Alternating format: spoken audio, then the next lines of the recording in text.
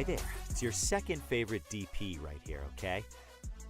No, that's Deadpool, you silly little Hufflepuff. Anyways, I'm gonna need you to shut up that pretty little mouth of yours and pay attention because the show's about to start, alright? And, I don't know about you, but I know who's my vote for sexiest ex-soldier turned pop culture show host. Alright, enough foreplay. Let's get on with the show.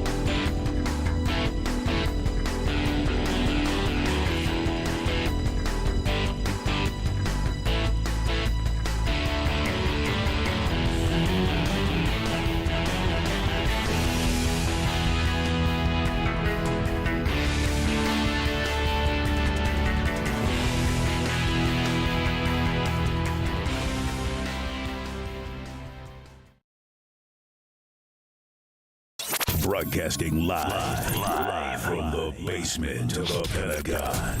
This is WTF Nation Radio.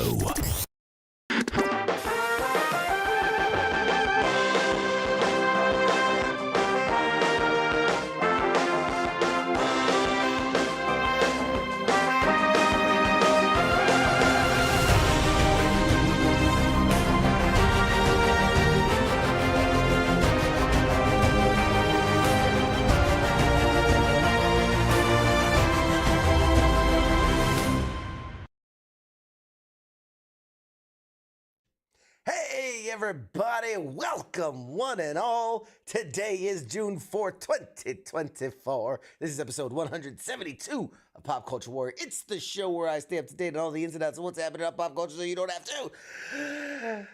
I'm CQ. I'm your Pop Culture Warrior. And joining me tonight is not Mad Mike. Mad Mike's on he's on a sabbatical. He's finding himself. He's on a retreat. He's on a spiritual journey finding himself. But, ladies and gentlemen, our man in the bubble tonight, he is the OG Kid Alt himself. It is Angry Elf, ladies and gentlemen. Hello. Hello there. Hello there. How's things? How's things, man? How's things? How you doing, bud? It's been a minute. Good. Hey, I got to do a finger check. You were playing with sharks this weekend. Oh, you still got them all. You still got all 9. Good. Good boy. I should have came in like, yep, they match now. I got a matching set.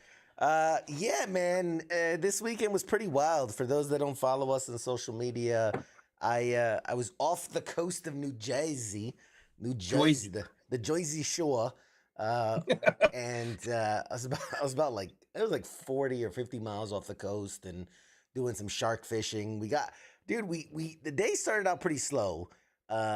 We caught a couple fish, sea bass and things like that. And then, but like right around, I think it was like noonish, man. I don't know what happened, but all of a sudden we started getting some hits, man. And it was, we started getting some mako, some hammerhead. It was pretty dope. It was actually pretty dope, man. It was wild I've never done anything like that. So that was pretty exciting. You obviously didn't need a bigger boat, right? Dude, two of them were big enough that like we didn't even bother bringing them on board. We're just like, that was a good catch. And then we just clipped and let them go.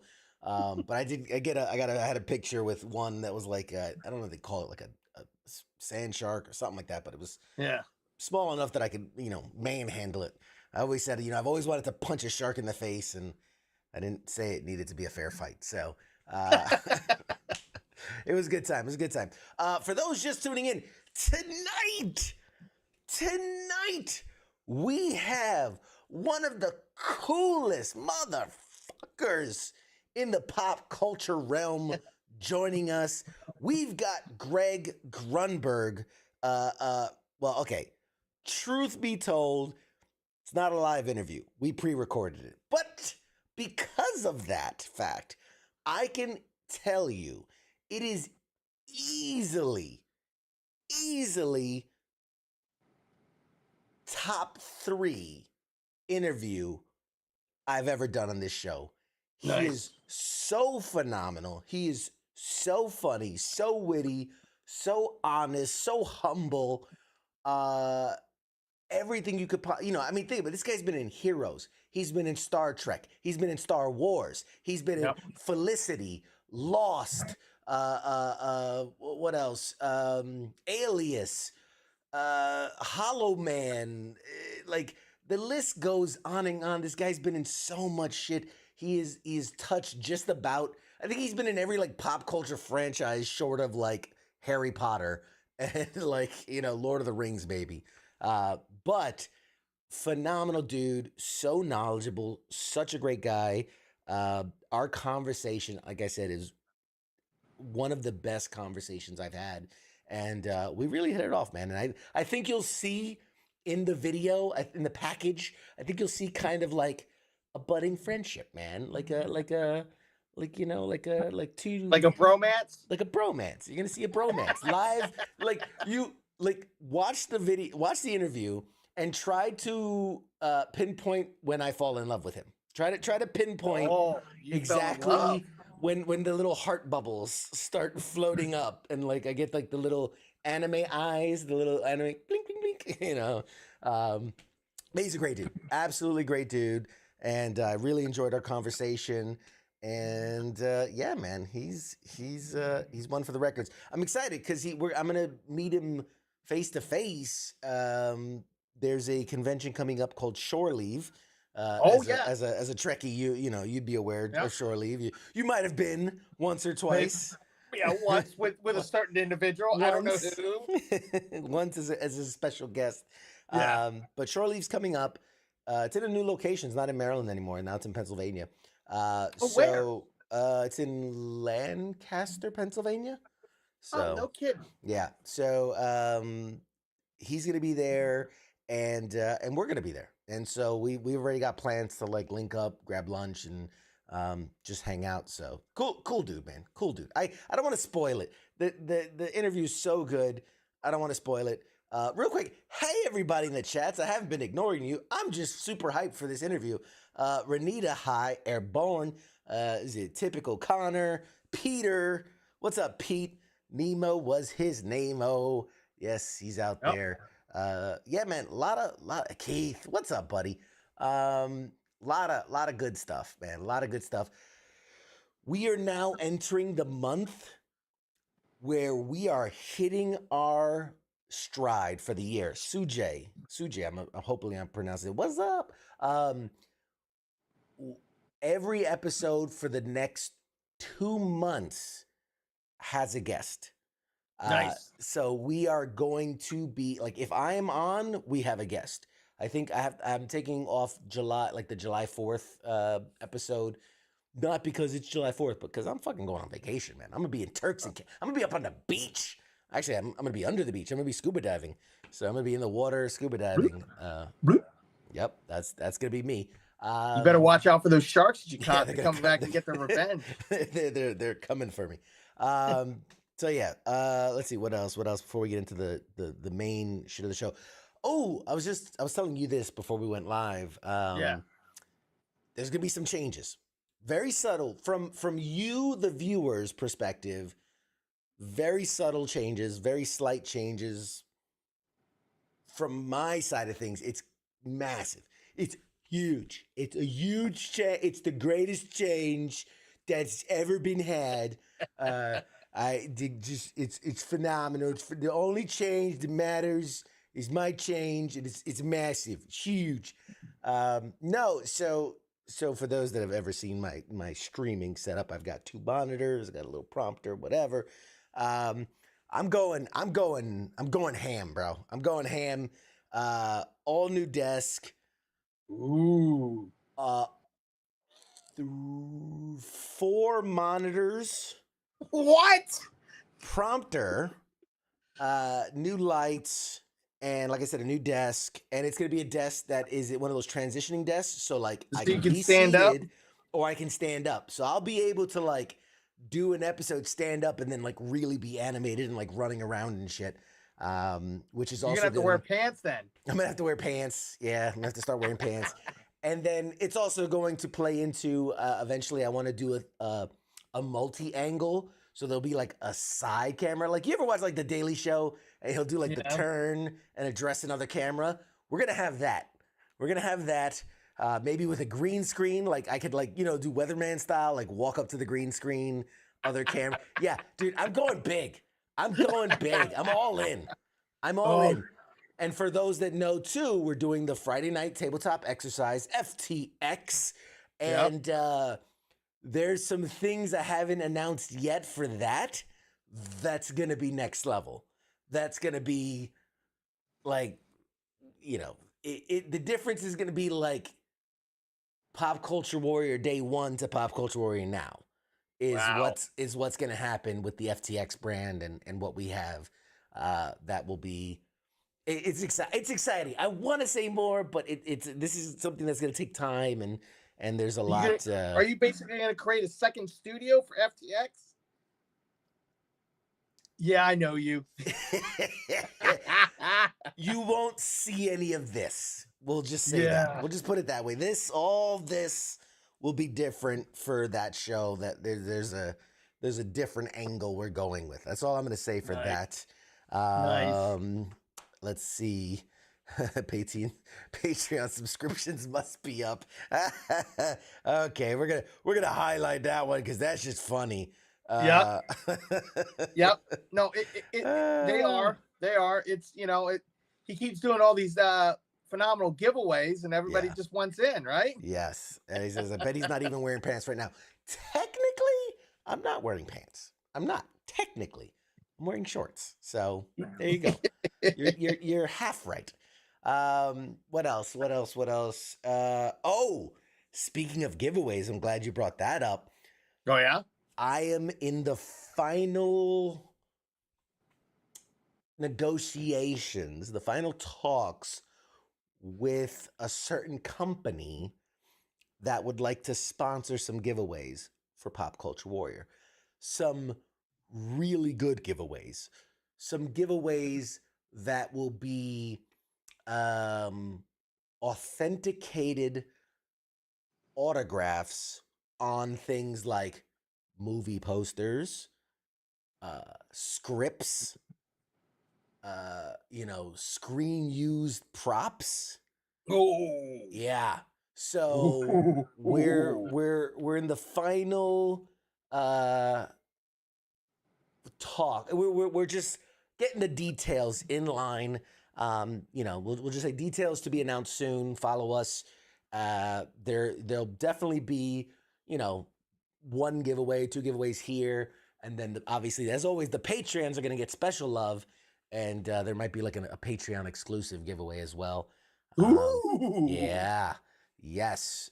Joshua, what's the topic tonight? Did you pull up sponsorship from Cafe Risque? That's funny. What's the topic tonight? You know what? You're right. Let's get into it. Yep. First topic we have is, so yesterday, was it yesterday or the day before? Yesterday. It was yesterday. They released the first trailer for Venom, dumbest title in the world, The Last Dance. The Last Dance. So I need to talk about it. So first, for those at home that haven't seen it, I'm going to go ahead and play the Venom trailer, and then we're gonna do something we've never done here on the show before. So for all you watching live, this is gonna be a first ever. But first, Let's watch the trailer. Eddie, my home has found us.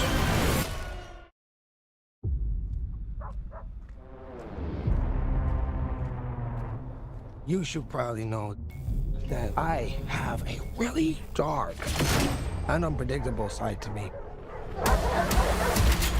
Stop speaking. I'm giving you a chance, sweetie. Say when. When?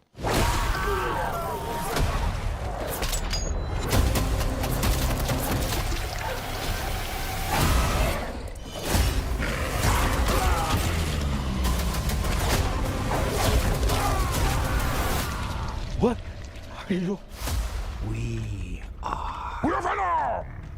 We are. Venom! No. Oh! Yeah, we are Venom. We're gonna need to work on that. delicious! You take me to all the finest places. I need a time out.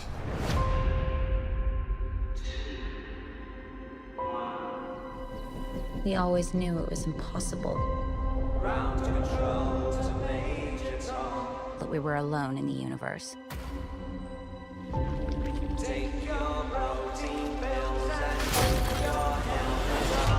And it's our job to make sure that remains a secret. Let's go get him. Oh, shit! We are fugitives. On the run, in the shit. We are living the dream, my friend. You mean it? No! Any promises, chance. Hello! There has to be a reason they're after us. Eddie, my home, has found us. Jesus Christ!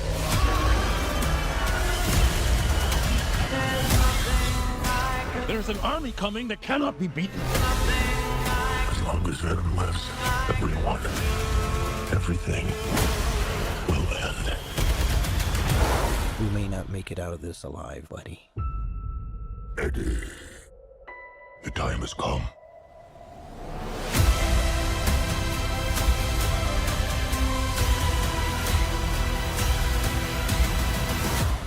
Be honest with me. How fast do you think you can get that thing to go without killing it? Only one way to find out.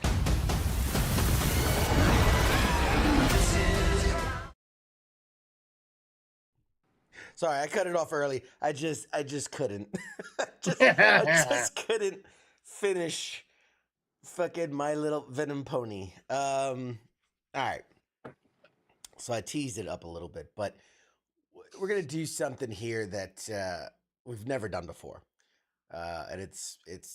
I mean, I don't Talk know good about a Sony project. No, not that. Never that. King said, Eddie. All right. You cut off the best part, you sourpuss. All right, here, look. This is what we're gonna do. Ladies and gentlemen, watch this. We're gonna do a live trailer breakdown. I'm gonna lower the volume so it's not over me. But we'll see. So first off, I want to point out, there we go. There it is. Trailer opens up, and for those who haven't been paying attention, at the end of Spider-Man No Way Home, we saw Eddie Brock be in the Marvel MCU universe and then kind of sucked out of the MCU universe, and he leaves behind a little drop of the symbiote and whatever it moves, and people are like, oh shit, Venom's in the Marvel universe now. But this is what he was wearing at the end of that scene. So it seems to me as if that's where this movie will pick up. Him getting back to his universe, supposedly. So let's keep it going. Now, I do want to say, I kind of like the opening of the trailer. right? Because I felt like, you know, you get a little bit of the Venom character and, you know, the badassery and the, oh, I'm a tough, you know, whatever. And I can, you know, kick a lot of ass, which we see him, you know, be all tough. And then, like, I'm going to let you, and then he's going to whoop up on them because, you know, it's easy to pick on people without superpowers or any kind of military training. First thought, as you're watching the action here, is that you know, they've obviously working in tandem, right? This is movie number 3, and they're clicking on all on. Yes, it's the We Are Venom was funny, but went too long. Agreed. So that was my next point. Was that, you know, the idea here is we just saw them fighting, and they're like fighting in unison, and obviously, you know, we're a pair now. But the gag here is that they're still not in rhythm, right? Because they can't finish each other's sandwiches. And so, but I feel like that's been done in other movies. The We Are Venom thing's been done. So I feel like, again, from a narrative, from a story point, your character's regressing, right? Instead of we're getting better, we're getting worse. So unless that's some really subtle foreshadowing of like, we're unraveling, we're coming apart, we're not on the same page, it really is just a gag for the sake of a gag. And I don't think that's the other thing. I just got to say, these Venom movies have had way too much comedy. Way too much comedy. Yep. It's okay to have a funny moment here and there, but it's like, it reminds me of like Beverly Hills Cop. It's very buddy cop type buddy stuff. cop, silly. And that's not Venom. That's not the relationship between Eddie and Venom. That's not, you know, we've already talked about this to death about how they've bastardized that relationship, and they made Eddie a pathetic piece of shit, and they made the Venom symbiote basically a nerd. Like, he's a geek in his own universe. He's like, he's one of the bitches loser. in his he own says universe. it himself in the first movie. I'm a loser. So yeah. Wasn't he confused on how he got to the beach at the end of the last movie? Yeah, exactly. He had no idea. Like, I mean, you have to go back to the end of Venom 2. Like, they went to the beach to just unwind, and they were like in Mexico, whatever. And then the post-credit scene is he gets zapped away. So that's him getting into the MCU. But then in that scene, we're just at another Mexican beach resort, and he gets zapped back. So it was really a waste of anything. Well, exactly. That was my first thought. Like, that was a waste. That was a waste of a cameo in No Way Home. Waste of a tease. Yep. Yeah. And okay, great. You know, whatever. It's supposedly Spider-Man 4 is supposed to have the Venom symbiote in some way, shape, or form.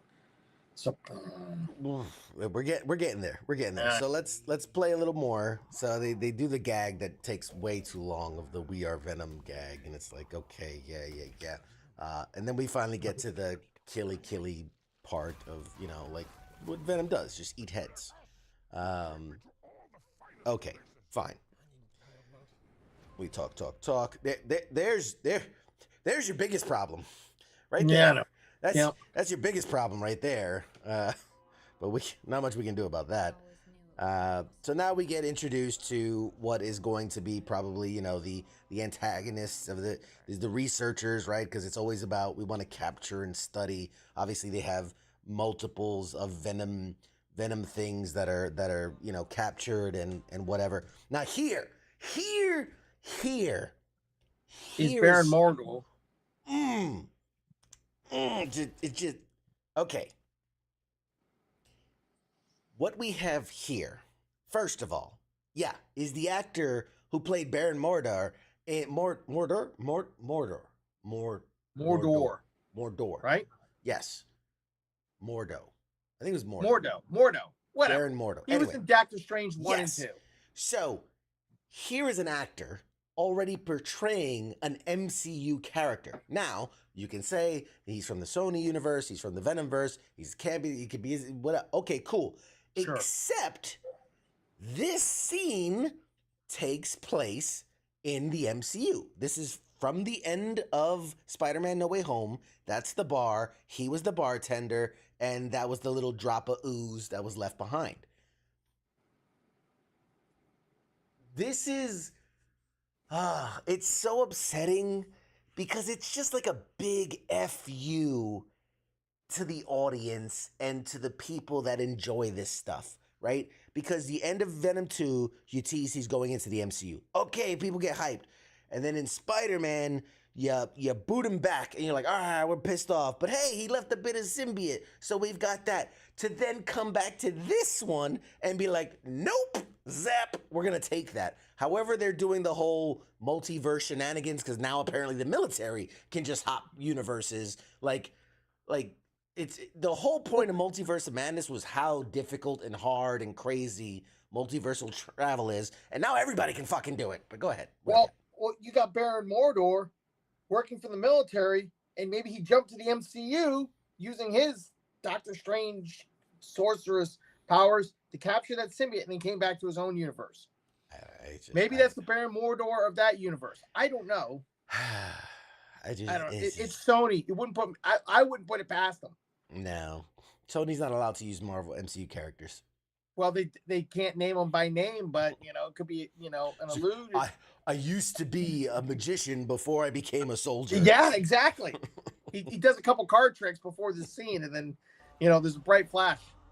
So okay, obviously they're hunting Eddie. Like that's the whole thing. They're trying to capture the guy.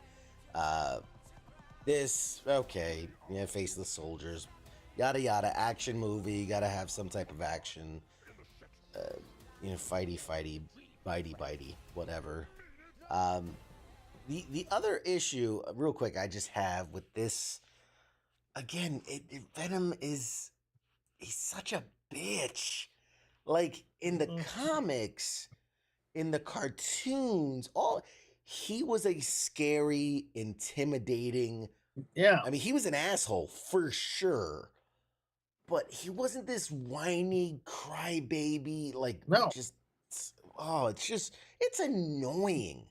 It's annoying more than anything. And let me say something. Huge Venom fan. Huge Venom back well before these movies. This isn't Venom. This isn't Venom. No, and then the whole, you're going to see Miss Chen in the middle, and then there's a dance sequence. Like, there's going to be a dance sequence in a Venom movie? Really? Really, Sony? Because that went so well when Spider-Man had his little dance sequence fucking 20 years ago. That went over so well. So they're like, you know what we'll do? We'll bring that back. Let's run it back. He'll do a little this. Yeah. Jesus Christ. It's Morbin time. Yes. Now, there's problems in this scene yeah, too. I'm gonna rewind that just because we've got all types of nope, not that scene. I'm getting used to this. This is the first time I'm doing this. Hang on with me. Okay. Ah, damn it, I can't catch it. There we go. No, there. What's his name? I forget his name. Was he? No, he's not a Baldwin. He's fuck if I remember his name. Anyway, it's pretty much confirmed he's going to be playing Toxin in the movie, which is another symbiote offshoot, right? Because you had like Shriek and you had Carnage and you had Venom and you had all these other ones. So he's going to be playing Toxin, which is another symbiote, which again, too much. Wahlberg, that's it is. Thank you, Nemo. He's a Wahlberg. He's a Wahlberg. He's a Berg. Oh, he's the Wahlberg? Wait. He's one of the Wahlbergs. One of the lesser known Wahlbergs. Anyway, point is, he's playing Toxin, which again, another classic offshoot of the symbiotes that they're gonna fuck up royally because it's Sony. You're doing too much. You're doing too. It's an action comedy, sci-fi, alien, buddy cop, romance, mystery, where you have 16 different bad guys, multiversal hopping. The military's involved. It's too much. It's too much. Okay, we'll continue. And then this. Yep. This. There he is. This is gonna upset me the most, and him and most importantly, just the wholeness of it, because for the leaks, the rumblings on the internet is that in this movie, on top of everything else I've already said, right? And we're gonna see there's more hints about his planets coming to fight and all this and all that. That there's expectedly, or rumor is, there's a through line in which now that Venom went into the other universe and was made aware, his symbiote consciousness was made aware of Spider-Man and the fact that he's Peter Parker and all that, that when he comes back to this universe, he somehow wants to like find Peter Parker and kill him, absorb him, whatever. And so the big rumor is that, like, the back of that kid's head right there, that's going to be little Peter Parker, that he's going to be 10 years old in this universe. It's before he's Spider-Man.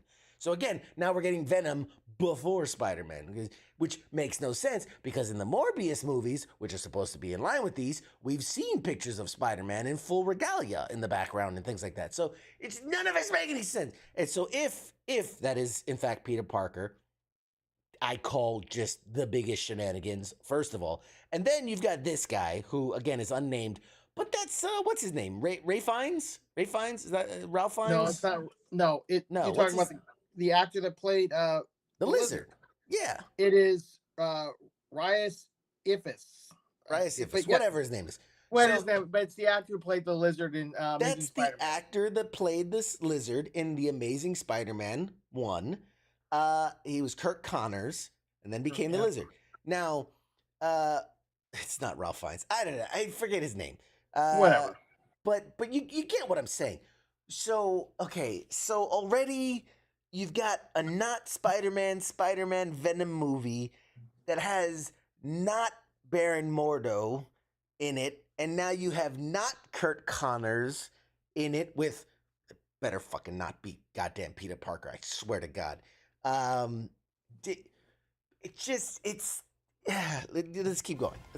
Because it just, and then you get these alien things, right? Because he's got to fight alien things. Because that's it's not enough that he's fighting the military, another symbiote, and all these, and now we have fucking Apocalypse. I mean, not Armageddon over here, and then this again. They make Venom such a bitch. He's such a bitch. He sees this and he's like, oh no, like, oh Jesus, like Venom's. You're supposed to scare people. You're not supposed to be scared. Oh my God. He's like, what the fuck? You know, like, did you?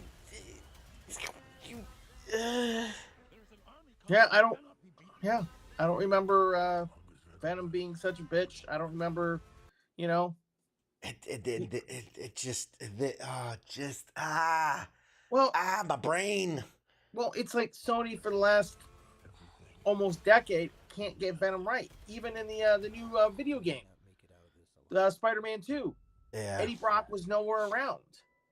Yeah.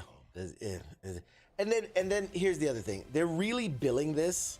Like, you can see the amount of energy that they're putting into, like, The Last Dance. Like, this is it. This is the epic conclusion to the Venom side. Like, they're billing this shit like it's fucking Endgame.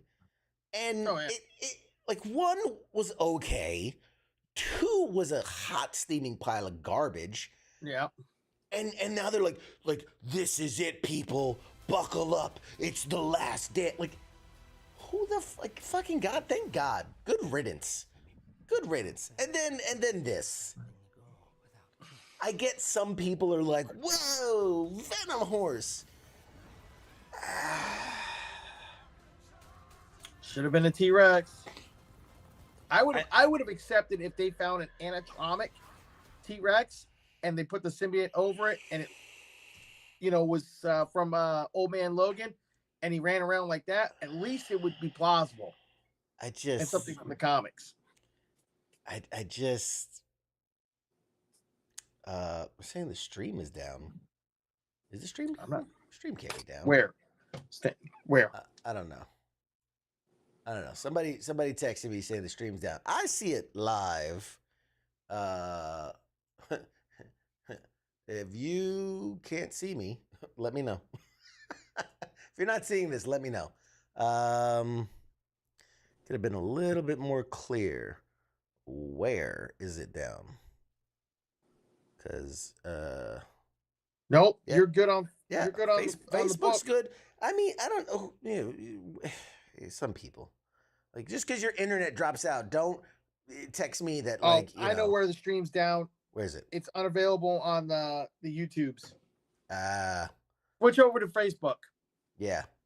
If you're looking on YouTube, switch off and I don't know. Whatever. It's fine. It's fine. I probably got some copyright strike or something. Oh, yeah. Let me see. There was a banner. Got blocked.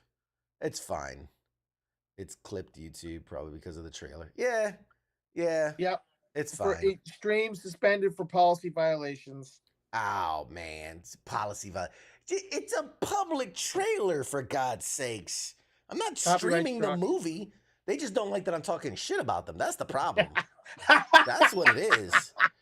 They're like, we're not going to let you talk shit about us. Whatever. Fine. Sony's getting butthurt. We'll just cut that out, and we're just not going to. Whatever. I don't care. It's all good. Sony don't play. That's their problem. I don't care. Yep. We've given them enough marketing anyway. But long and short of it is, it's gonna be stupid. It's gonna be bad. Yep. It's a trilogy that should have stopped at one. I saw nothing redeeming in this trailer. I literally did. It should have stopped at the end of Spider-Man 3. Before that. True. Anyway, moving on. Yeah. Moving on. A couple of other news. God, I'm all riled up about this fucking Venom thing. I'm so riled up about it. Anyway, onto something that has at least a little bit of chance of being decent. Captain America: Brave New World. It's in its reshoots. It's in its reshoots, and the latest news that came out of that, and people want to, you want to knock the reshoots because you're like, oh, it tested terribly, so they got to reshoot the movie.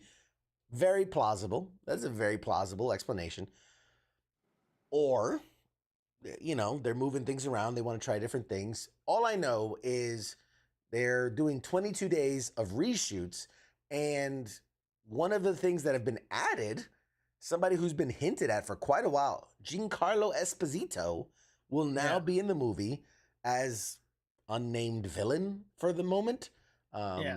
There's speculation about who he's going to play. Obviously, a lot of people they were like fan casting him as Professor X in like a race swap Professor X for X-Men. But he said that he didn't want to do Professor X because he wasn't going to ride around in the wheelchair.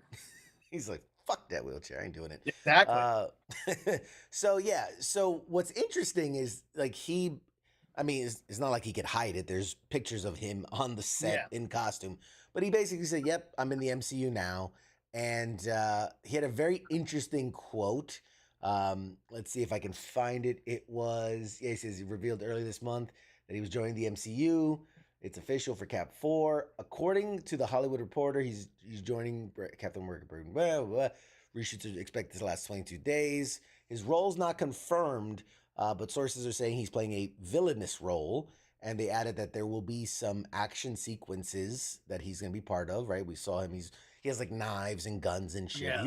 He looks very much like, I'm trying to think what's the closest thing he looks like. I don't know. I've seen the photos. I don't know. I'm wondering if they're gonna go for an original take or like an interesting spin on a classic character, like a different take on him. He did come out and say, the MCU has knocked on my door, and I'm playing a role you won't predict. Those are his words. I'm playing a role you won't predict. It will be teased, so he's gonna have a small tease role. And he says, this is his own words. He says, it's going to be teased. There will be a series afterwards. So whatever, you got to think, you're bringing in Giancarlo Esposito. It's not for a throwaway scene. You know what I mean? Like, you're bringing him in because he's going to be a big time player in the franchise going forward. It worked in Star Wars, it worked in Breaking Bad, it worked in all the other things that he's been a part of. The Boys, so they're gonna roll the dice in the Marvel universe. I wonder. I'm trying to think who could be a villainous role that would be teased here that would then be in a series afterwards. I've been scratching my head over this. If you guys have any thoughts, hey Travis, what's going on, bud?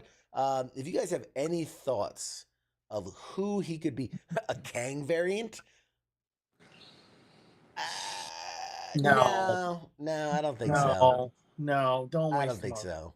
I don't think that's what it is. And I don't think he would have the knives and stuff.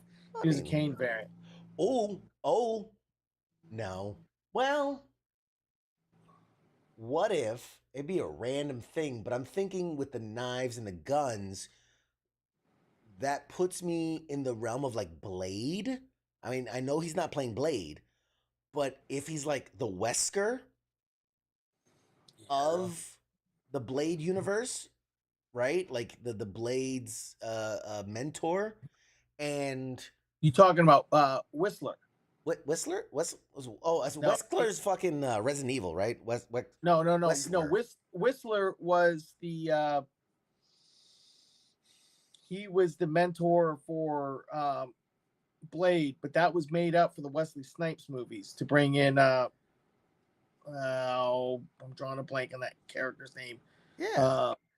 He had an old mentor. Like he had that was introduced for the movies and then eventually brought into the Marvel comics. Prior to the 1990s Blade movies with Wesley Snipes, Whistler didn't exist.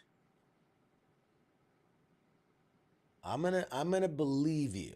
I'm gonna choose to believe you, but I'm gonna verify this later because I feel like he predates those movies, but could be wrong. I admittedly not the biggest in Blade lore, but either way, he could be Chris Christopherson, the Chris Christopherson character. Yeah. I'll look it up. Hold on. Continue to talk. I'll do the man in the chair thing. You're the guy in the chair. Yes, Whistler was made for the movies. That's what Nemo says. You're right. Yep. And Wesker is Nemo. Resident Evil. Yes, that's what I said.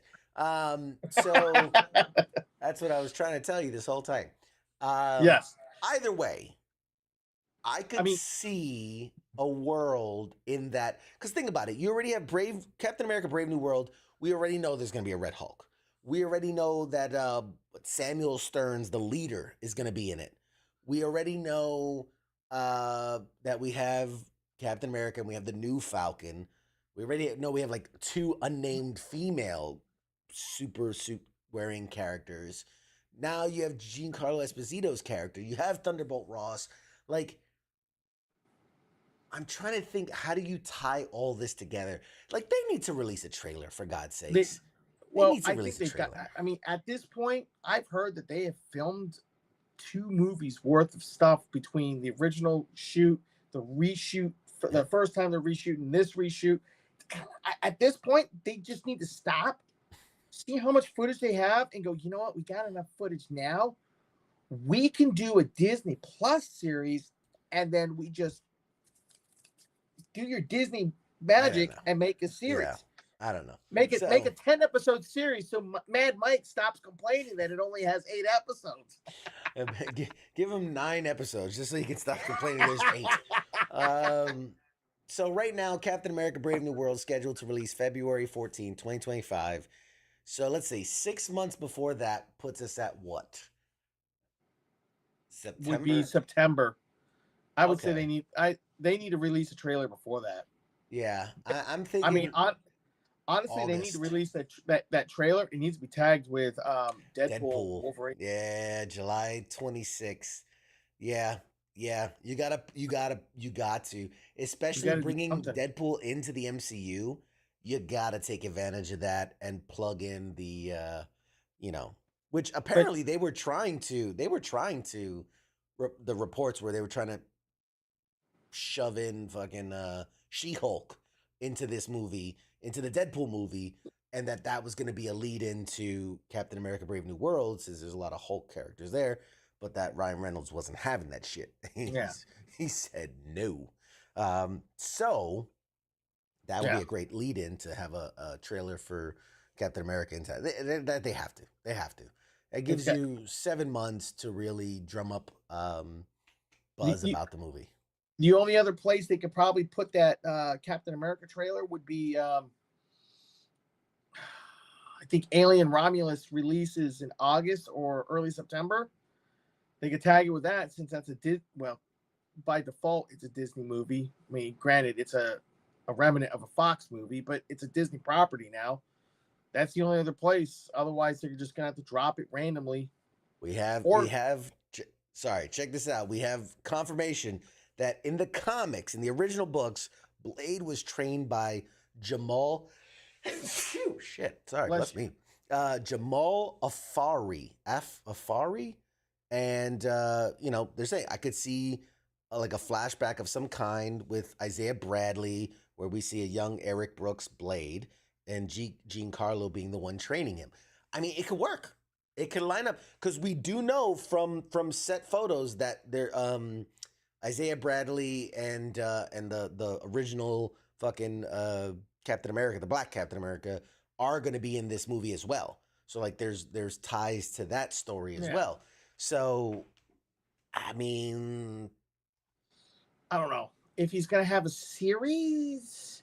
They're saying he's going to have a series tie into the Blade. And remember, they've been retooling that Blade, thing a million ways to Sunday. Maybe they've decided to go with like a series, and they tie it all together. I don't know. I don't know. We'll see. It'll be interesting. Or they go the route of the Skrulls again, and it's just the shape-shifting guy who can do whatever and blah blah blah blah blah. Or maybe it's freaking Nick Fury's disgruntled freaking older brother or something like that. Oh man. Didn't they do a thing in the comics where so Nick Fury, before Sam Jackson played him, was a white dude.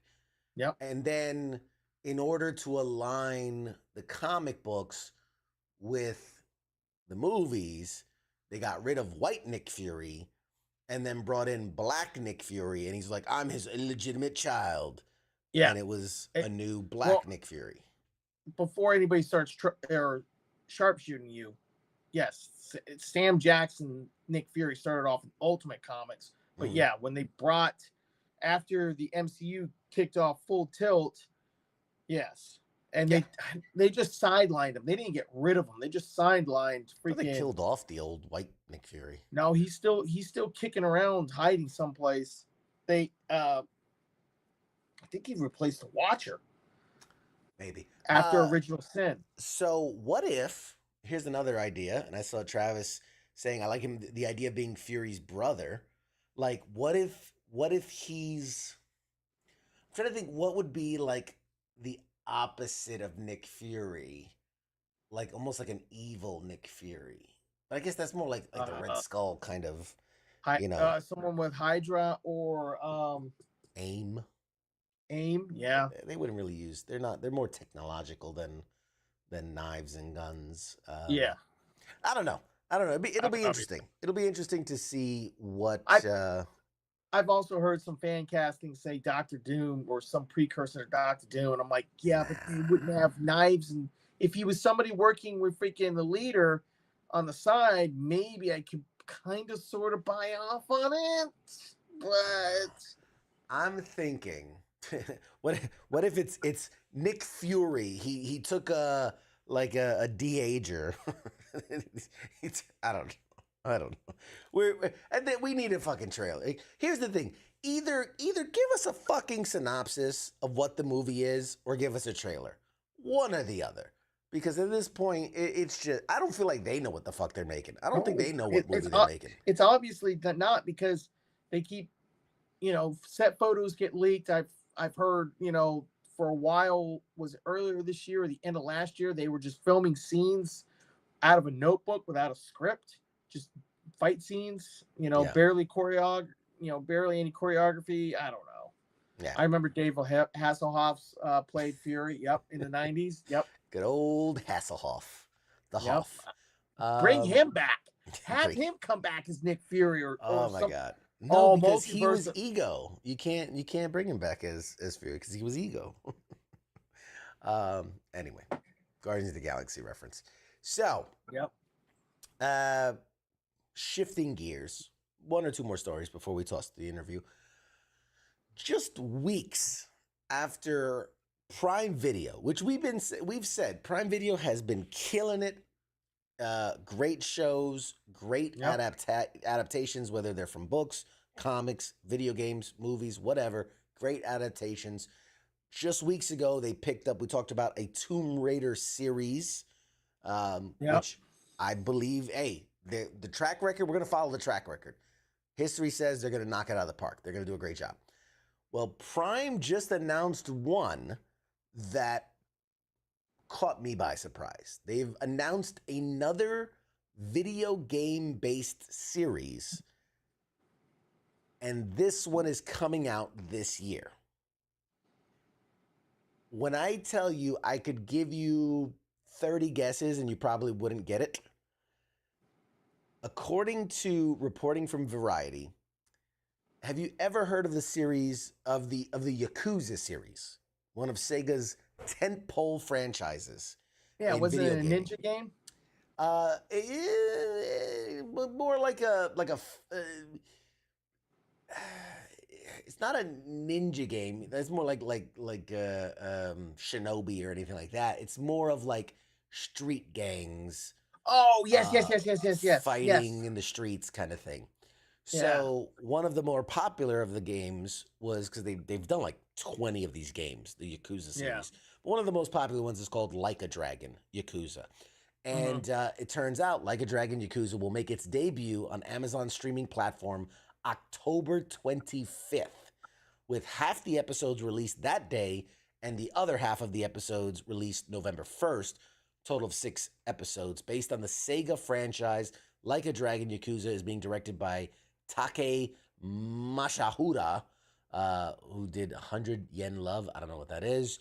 And Takamoto Kengo, who did Kamen Teacher. You know, all those classics that we all love. At this time, just one cast member has been revealed, which is Takeuchi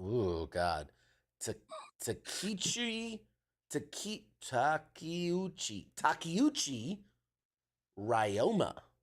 You need to work on your Japanese. Ryoma. He will star in the series as the protagonist, Kiryu Kazuma. And he says, I'm truly honored to be given the opportunity to play the role of Kazuma Kiryu, a beloved character in the game series. I strongly felt that I was willing to put my life on the line for this one. Audiences will enjoy the show's human drama and conflict unfolds around the character Kazuma Kiryu. Moreover, please take a look at the intense fighting scenes with the dragon tattoo on his back. It's going to be awesome. So yeah, I mean, adapting one of Sega's biggest games is like, it makes sense, but I wouldn't say it's like, when you hear Tomb Raider, you know. You hear Sonic, you know. You hear The Last Mario of Us, Brothers. the Mario Brothers. Like, these are franchises you know. I don't think a lot of people know about the Yakuza franchise. Although it literally is, I think, their top selling game series outside of like Sonic and Persona are the other two. Anyway, so this show will apparently be set in both 1995 and 2005. And those years are relevant for fans of the games. 2005 is the year the first game in the series came out. In the original Yakuza, the character spent 10 years in prison after being wrongfully accused of murder. Following his incarceration, he becomes involved in a mystery involving his longtime friend, Yumi Sawamuro, and 10 billion yen that has been mysteriously stolen from the Tojo clan. Knowing that the show will take place in those two time periods, it sounds like the series will attempt to adapt the first game. It's been 19 years since that first game came out, but it has, like I said, become one of Sega's biggest franchises along Sonic and Persona. It's been interesting to see because I feel like with the success of The Last of Us, with the success of things like The Walking Dead, what's the other game one that just came out that was really good? Shit, I'm drawing a blank. Fallout. Fallout, thank you. With these really good adaptations, I feel like companies are now like scrambling, because there was a thing in the old days. There was a gold rush in the old days where these companies were banking on the name. So they're like, I'm gonna go buy Ghost in the Shell, and I'm gonna make a movie or I'm gonna make a series. And it wasn't about making something good. It was making something that was in the realm of similar, and you could just bank on the name, like the goddamn Dragon Ball movie. Good Lord, that fucking piece of shit.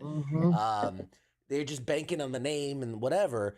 But now I feel like these companies are understanding, like, holy shit, if you actually make it good, you will make more money than what you've invested into it. So we're seeing a real rush for these companies to snap up, and I think, like I said, Amazon has got a good track record. I can't knock them. They've been doing a bang up job. So we'll see. Yeah. We'll see how this one turns out. There's another one. Golden Axe is getting an animated series from Comedy Central. There's a live action version of Streets of Rage that's in development. Like there's a bunch out there, and it's gonna be interesting. There's also a live action Street Fighter that's coming, and I think that one is going in the vein of like that recent live action Mortal Kombat. So I think they're gonna try to make something that is gritty, is grounded, but will appease and make fans happy. Or at least try to appease fans and make them happy. So can't be worse than the Van Damme version. First of all, you know what? You can knock it all you want.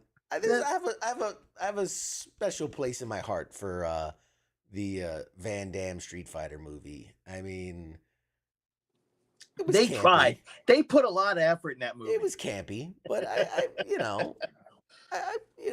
they tried. There was no playbook to go off of back then. I mean, for its time, I feel like that was damn good. That was damn good for its time, for its place in the world. One last one I want to talk about, just because, and that was kind of leading into it.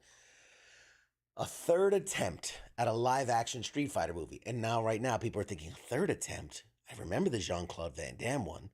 And this is the third. What's the second one? Everybody seems to forget the Chung-Li movie that came out starring Kristen Kirk? That was... from Smallville. That was not good. That was as bad as the first Star Street Fighter. I wouldn't have cast her as Chung-Li. It was all right. Anyway, so at the recent Las Vegas Licensing Expo, that's a thing. Legendary Pictures revealed the first logo for the new Street Fighter movie, which was very iconic. It looks like the Street Fighter logo, like the same one Capcom's been using for fucking decades. A brick background, golden letters, yada yada yada. Street Fighter's return to the big screen comes at a time where we've seen the Hollywood gold rush for video game adaptations. We've seen the success of Super Mario Brothers, the Sonic movie, the Pokemon. They're looking for the next big thing. So Street Fighter seems like a logical choice, given the fact that, it's been around since what, 1987? Now. Yeah, sounds about right, yeah. I will say, the previous attempts were what we would call critical commercial failures, but they got a cult following. The Legend of Chung-Li one was oh man, that was. But I think that was a little bit of capitalizing off of freaking the popularity of the game, and then also her popularity from Smallville.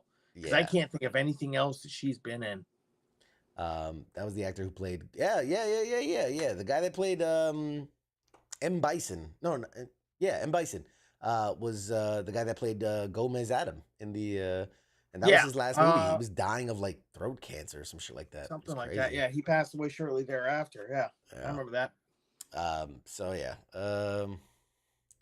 It's more of Final Fight, which had the characters. So yeah, I mean, we'll see. Again,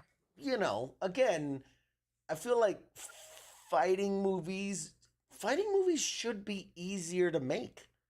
If you think you're like, oh, we're gonna the central theme of this movie is this tournament and you're gonna fight and like it seems like I feel like making a Super Mario movie is harder to develop a story around than something that literally revolves around a fighting tournament. But with both Mortal Kombat and Street Fighter, they do have those handful of fantastical characters.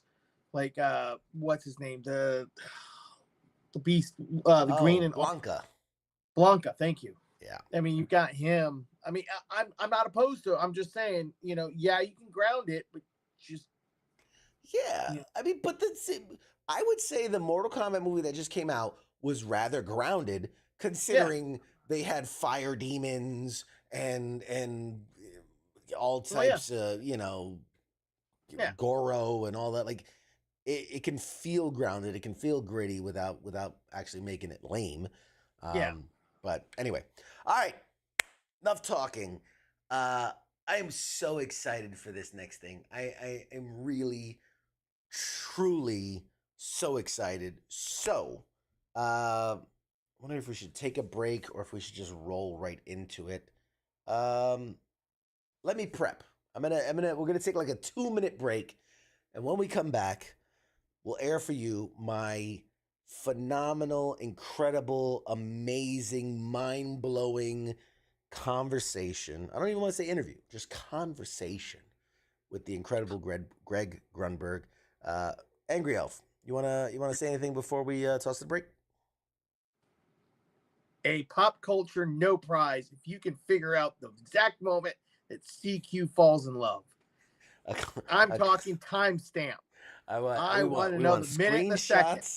We want screenshots, hashtags, timestamps, and you'll get a certified no prize from CQ. Yes, absolutely. That is the CQ guarantee. All right, guys, we'll be back after a short break and a word from your sponsors. Shots. Yeah.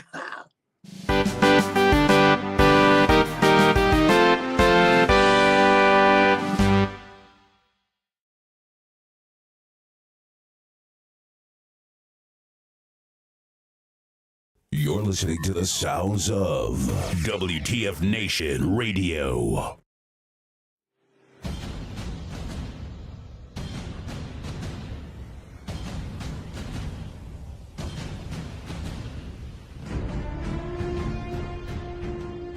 Hey, you there?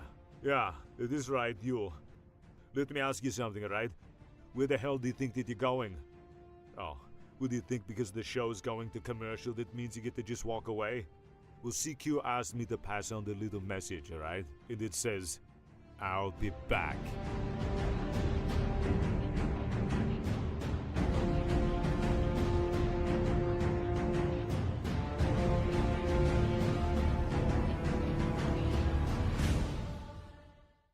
After all I've done, do you love me now? Do you love me now? After all I've said, running through your head, do you love me now? Do you love me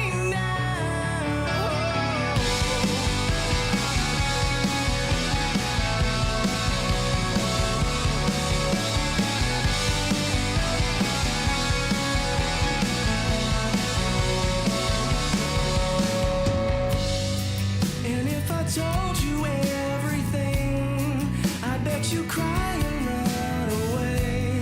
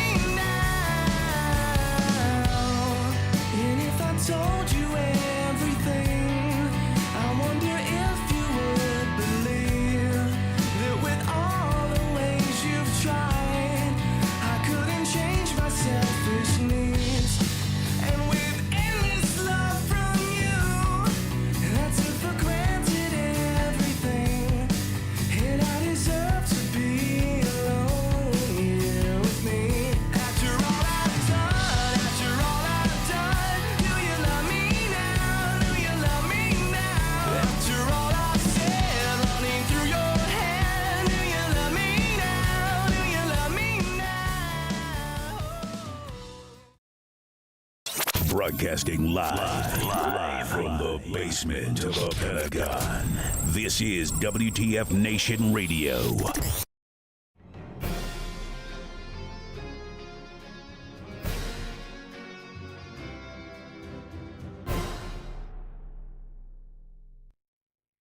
Everybody, welcome back.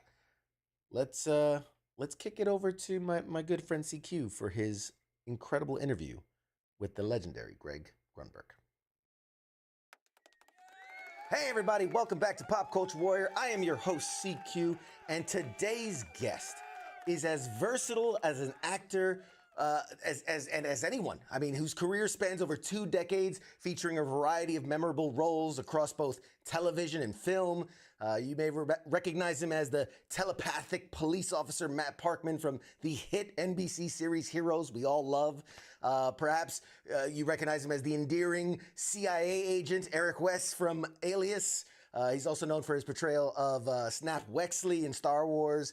I mean, this he's been in every franchise there is known to man at this point. What hasn't he done? Additionally, you know, our guest has enjoyed a fruitful collaboration with his childhood friend J.J. Abrams, name drop, appearing in multiple of his projects such as Star Trek and Mission Impossible, Super 8. But beyond his on-screen achievements, he's a dedicated advocate for the epilepsy awareness, inspired by his eldest son's condition. He's co-founded Talk About It, an incredible podcast and online resource for epilepsy education, featuring interviews with experts and celebrities. His efforts in the field have made a significant impact in raising awareness and fostering community support. He's also, he doesn't have enough on his plate, he's also a member of Band from TV, which is a celebrity charity cover band made up of a group of actors, musicians, and other celebrities who will all donate their time and talents to create live musical performances for audiences around the world. With a career that reflects both his talent and his heart, he's a familiar face and a beloved figure in the Hollywood community. Everyone, please welcome the incredible Greg Grunberg, everybody. Wow! Are you kidding me? That was unbelievable. I'm firing my agent right now, and you are taking over representing me. God, hey, I mean, let me know, man. I'm here for you. That was unbelievable. First of all, I cannot thank you enough for having me on. Fan of the show, and also any chance that I get to reach the real heroes in the world, I jump at it. Our band was called Band from TV. Now it's called the Action Figures. And people can go to theactionfiguresband.com. Everybody on stage has an action figure from a TV show or a movie. You know, they are represented as a toy. So that's, you know, but we did a USO tour. It was a virtual tour when COVID hit. And it was hosted by Chris Jacobs. And it was just such an honor for us to play that. And we had a ton of celebrities. And it was so great. So every time you mention heroes, and I'm talking to real heroes, you know, who may be watching or listening to this, it's just, again, such an honor. I thank every single one of them for the sacrifices that they make with their families being away from us, and everything that they're doing to keep us safe. So the least I can do is sit here and talk about my fake heroism with you and the bullshit that I do. But that intro was fantastic. Thank you. Oh, I'm blushing now. You got me blushing over here. Oh my God. Yeah, I love you. I love your work. I love everything you're in. You are as tied to like nerd pop culture as just about anybody out there. Like I said, outside of maybe like Harry Potter, there isn't a franchise you haven't directly been involved in. It's insane. I've been so lucky, man. Yeah. We're gonna touch on it all. First and foremost, obviously, we always talk about this first. What is your military connection? I've got a deep military connection. My dad was in the military. He was 11th Airborne Division, Fort Campbell, Kentucky, and he was a lifeguard and a chef. So the weapons he used were not as dangerous. But you know, when you see my dad in the kitchen, he can kill you. So you gotta be careful. But no, I'm and he recants his stories, and he talks about, he's 92 years old, and you know, you and I just called him. I wanted to get it right, make sure. I knew it was 11th Airborne, but I want to make sure. And he, you know, these are the friendships and the bonds that he's made over the years. He's lost a lot of his friends, not to the war, but also, you know, to but in action, but to just being old Time. age, you know. Yeah. But when you go through something like that together, it's, you know, as everybody who, I'm preaching to the choir here, everybody who's watching this and listening knows, it's a bond that you share forever. So it's like, again, it's like, you know, I have this connection. Thank God I have great insurance now through AARP. It's all good, you know, it's all good. Thanks, Dad. You got the USAA going for you. You got the Sorry. The AARP. I'm old, dude. I can't even remember USAA. It's all right. It's totally okay. That's what we're here for. hilarious. I love it. I mean, I'm sure he does qualify for AARP too. Hey, so do I. You know, Believe me. So do I. I'm getting up there. You know, it's incredible. We, you know, shout out to your dad, man. We appreciate his service. We thank obviously everybody that serves for their service. I was an airborne man as well, so you know, I got my little airborne tattoo here. Oh, that is awesome. So I appreciate it, man. Airborne, rock on. You know. Anyway, there were some things I'm gonna say. I don't want to upset any people watching, but you know, the airborne, they're the best. They're the best. Airborne rules. Now, They're the guys. here's the irony: is that my dad was in the airborne. And he gave birth to probably the worst pilot in TV and film history. I crashed the plane in Lost. I was the pilot on Lost, man. That show would have been called Hover if I didn't crash the plane. Sure. I went down in a ball of flames in Star Wars in episode 9. So I'm not exactly the greatest pilot. I get on a plane now, like if I'm traveling to go to a Comic-Con or whatever, like I'm doing shore leave and stuff. Yep. When I get on a plane, man, the pilots look and they go, oh, great. Oh, no. I mean, honestly, I get it all the time. And it's so funny. And it's been years since I've been in, well, Star Wars wasn't that long ago, but, you know, Lost was certainly, you know, years and years ago. And you said 2 decades. I think it's going on 3 decades now for me as an actor. And I'm doing this podcast right now. Because, you know, they have all the revisit podcasts and rewatch. So I don't know if there's any Felicity fans out there, but that was a show. That's how I started my career, was on Felicity. Again, another J.J. Abrams, Matt Reeves collaboration. And I that's where I got my chops, man. I learned how to be an actor, and that was my first real gig as an actor. And so, you know, I've been around for a long time. This is all just for men. You know, I dye the hair, my friend. I'm doing a movie right now, and I can't have the gray. So yeah, I feel you. I feel you. Yeah. So a little more before we dive into your just amazing career, and we are going to talk about Shore Leave because I know that's what you're here to promote, and it's awesome. Big fan of Shore Leave. Let's get to know you just a bit more outside of, you know, your given profession. Like, what do you geek out about? Like, what, you know. This is pop culture talk. So like, what's your thing? You know, I am sort of eclectic when it comes to this stuff. I'm a car guy. I absolutely love cars. I geek out on cars. I have affordable, I call them practically classics because they're all practical, right? I've got a 77 F-250. Love that truck. Love it. I've got a car from Alias. I don't know if you guys remember, but Alias, Bradley Cooper was on Alias, which people are like, he was? Oh, yeah. And his character, Will Tippin, drove a 69 Bronco. I bought that Bronco from the show when the show went down. And back then, I bought it for like under $4,000. It was like nothing. But those Broncos, the original Broncos, and I've babied it. Love it.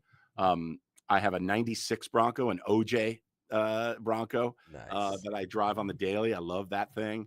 So I'm a car guy through and through. And I'm doing a show right now called Duster, because the main character, Josh Holloway from Lost, stars as a guy who is driving for the mob. This is a show that I'm doing with JJ. I'm back in the nest. You know, we're working together again, and it's for HBO Max, and it's Rachel Hilson and Keith David and Corbin Burnson and me, and I play the head of the FBI. And Josh drives for the mob, so we call him Duster because that's the car that he drives. So I'm working on the dream of all projects right now for myself, because I get to set and I'm like, look at these. That's a Maverick, and that's a this, and that's a that, and I can't get enough of them. And they were the everyday cars. Like, they're not the expensive stuff, right? You know, I got my 77 Ford truck. I think I paid $3,000 for. I mean, these are going up now in value for sure. But I love a car that you can get in, drive, beat up. If you know, you don't have to worry about where you park it or whatever. These cars are meant to be driven. You know, I guess if I had the money, I would have something super expensive, but I just don't. I can't see it. I can't do it, you know. But I geek out about that. Game shows. I'm a big game show guy. Love game shows. I'm on a game show right now called 25 Words or Less as a celebrity like contestant. And what am I? The TV shows. You know, it's so funny. I watch stupid stuff. I watch stuff that's just mindless. You know, like I love any food show. I love any, Sure. you know, it just, I don't know if it's like right now in the way the world is with so much stuff going on in the world. It's like, I just want to veg out. I don't want to have to think too hard. You know, I am watching, what am I watching right now? My wife turned me on to, what am I watching? I mean, now I'm watching a lot of Felicity to you know, for the podcast, but Of course. it's not called Butterfly. It's called, what is it called? I forgot what it's called, but it's an amazing show. There's so much out there. What are you watching? That's what I want to know. Like right now, what are you binging? A little bit of everything. What was the most recent thing we binged? Because I get to do a lot of this stuff and interviews, so a lot of times I get screeners for different shows. There's the one with Lena Headey. What was it called? Beacon 23. So I got, you know, it's a sci-fi show. They're like, it's like a lighthouse but in space. So it's a beacon for space travel. Cool. Yeah, it's pretty cool. So, dude, there's a buddy of mine named Larry Trilling. He's a great showrunner, really good friend of mine. We did a movie. He worked on everything I've been on. He was like showrunner or a director on Felicity and then Alias and blah blah blah. Anyway, he is now running a show called Monarch that's on Apple. Yes, Legacy. I mean, of here's the Monsters. show. Yeah, exactly. It's like it looks like, I haven't seen it yet, but it's already going into season 2. He's going to be running season 2, but it looks like it's The Walking Dead, but instead of surviving zombies, you're surviving King Kong and what's the all other the monsters. So it's King Kong. It is Godzilla. It is all Mothra. All the big monster movie guys. All how cool is up. that? But there's no lighthouse in space, dude. Okay, so they got that beat. I'm just telling you. Okay, so real quick, Shore Leave is coming up. It's July 26th through 28th. Is this your first time at Shore Leave? Will this be your first one? It's my first time at Shore Leave, and they're doing a little bit of a Star Wars thing. So they've got me there. And anytime I can connect with the Star Trek or Star Wars community, by the way, that's another weird thing about me, thanks to JJ. I've been in both of those canons, and it's, you know, I was Commander Finnegan, and I was evil stepdad, Kirk's evil stepdad in the Star Trek movies. But in Beyond, I was Commander Finnegan, and that was awesome. And then JJ, you know, said, "Hey, you want to come to London and we're shooting Star Wars?" And I'm like, "Yeah."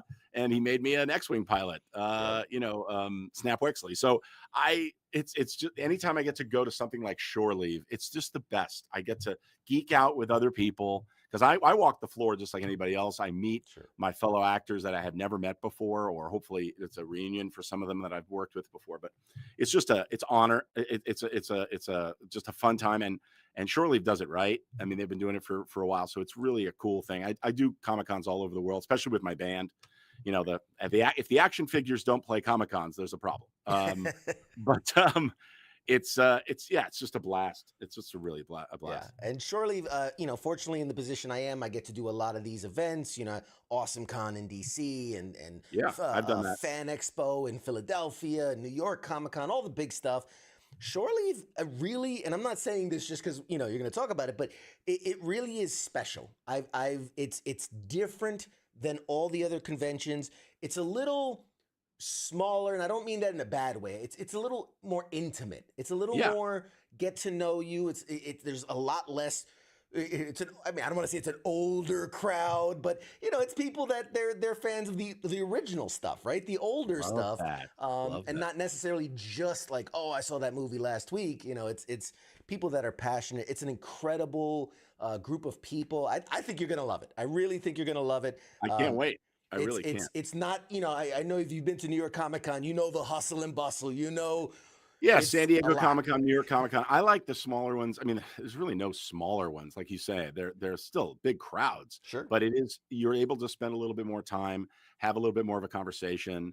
Yeah. It's not just like photo ops. You're not just standing there like a cardboard cutout going chink next, chink next. It's like Yeah. I can at least say hello Yeah. and talk to people. I think I'm doing a panel, and I think I'm judging the the cosplay contest, or so it's gonna be a blast. I can't wait. It's gonna be a lot of fun. And it recently moved from. It used to be just outside of Baltimore in Hunt Valley, Maryland. It is moving to Lancaster, Pennsylvania, which I think benefits the convention because the people that loved it where it was are going to travel. It's only maybe in less than an hour from where it used to Yeah. be. So they're going to travel to it. And now it's opening it up to a whole new audience and a whole new geographic area that can come out and support as well. So I think I'm hoping, by the way, I played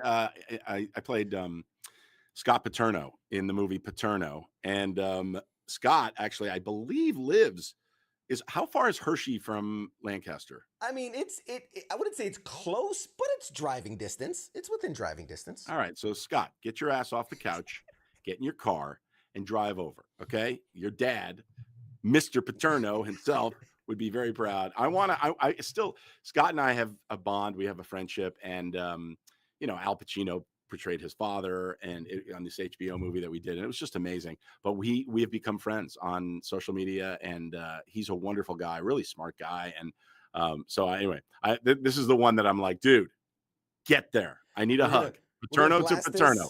We're gonna blast this all over social media. We're gonna tag him. We're gonna post it. We're gonna force him out. We're gonna force him out, smoke him out for you. Let me ask you, since we're on the topic of conventions, like you said, you travel all around the world and you do these. Excuse me. What is it about these conventions that like matter to you the most? What is it that speaks to you about doing these conventions?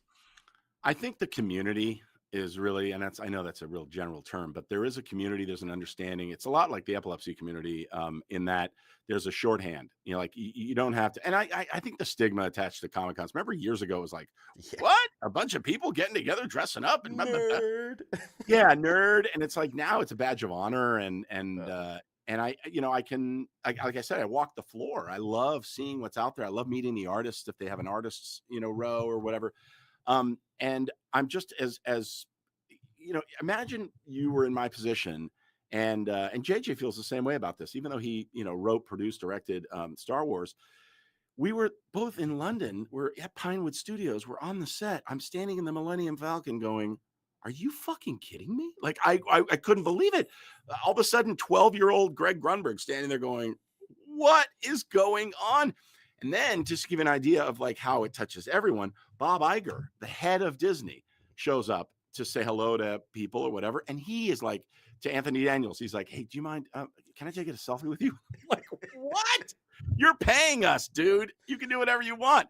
Yeah. It's just, there's something magical about that bond and bringing back memories. Star Wars for me, and a lot of this stuff, Star Trek, Star Wars, it was the first time, Star Wars in particular, was the first time that I left a theater thinking about where those characters had come from, where they're headed, thinking about other how characters that didn't relate in the movie actually relate, and what would happen if. And it kind of spurred my imagination in ways that other films didn't. Other films stuck with me. I mean, don't get me wrong. Like when I saw The Warriors, I wanted to come out of the theater and kick someone's ass. But at the same time, it didn't stick with me. I wasn't like, what's the history of gangs in New York and blah, blah. But Star Wars, I mean, George Lucas, absolute genius, saw something and was able to bring it to life and make it so vivid, make it so real. And that's what you get when you go to something like Shore Leave. You're walking around with like-minded people. And also, by the way, being someone who is a character or whatever, having people come up to me and have conversations with me, that's the one place that I get a little lost. Like somebody comes up and goes, your mom was a great pilot. And I'm like, my mom. Oh, Nora. Yeah, she was. And if I know the books a little bit, but they know way more than I do. But a lot of times they expect me to know more. And it's just wonderful. And there's no judging. Years ago, I think it was in Germany, I was asked to host this panel for Bill Shatner. And I'd never met him, and he was really gracious and nice. And Will Wheaton was there, and Will was like, just ask him a question and get out of the way. Like, he's so smart. He'll just not ramble, but he'll just talk on whatever. And that's what I did. But I was so nervous, and I asked, LeVar, and I asked Will, and Brent Spiner's a good friend. And I said, I don't know enough about Star Trek. I feel like I'm going to get just annihilated out there. They're going to see through it. He goes, don't pretend to know anything more than you do. That's the other thing. All these conventions, and I imagine Shore Leave as well, there's no judgment. It's the biggest no judgment zone. And you see people, as a special needs dad and as a caregiver, luckily my son's doing well, and it's epilepsy is kind of an invisible thing. You don't really see it until you have a seizure, and he's been, knock wood, he's been doing great for years and years. And there's plenty of wood here. I'm just knocking all over the place. You go to like these conventions, and there's people in wheelchairs, and there's people it's like everybody's on an equal playing field. We all love the stuff that we're there to discuss and see and meet, and it's just awesome, man. Where else can you do that? Even a car show.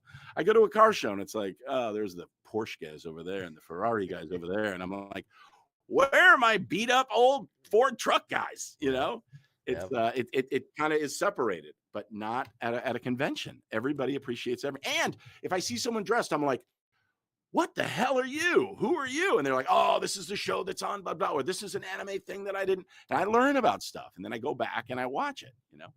That's awesome. Hey, that's you're doing it right. You're living the dream, man. Absolutely. No, I totally get where you're coming from. As a veteran, I struggle with PTSD, and I have a severe social anxiety, and crowds can really toss me. For some reason, at a convention, always calm as a cucumber. Like, I am where I belong. I am so comfortable, never not at ease. It's a wild experience. Yeah. So it's you feel home, Yeah, you do feel home. And don't you think there's a real shorthand that you have with other people? Absolutely. I mean, again, I'm sure you get it too. You're like, what is that? What is she doing? What is he doing? Whatever. But at the same time, you go up to him and you're like, hey, what are you doing? Like, this is really cool.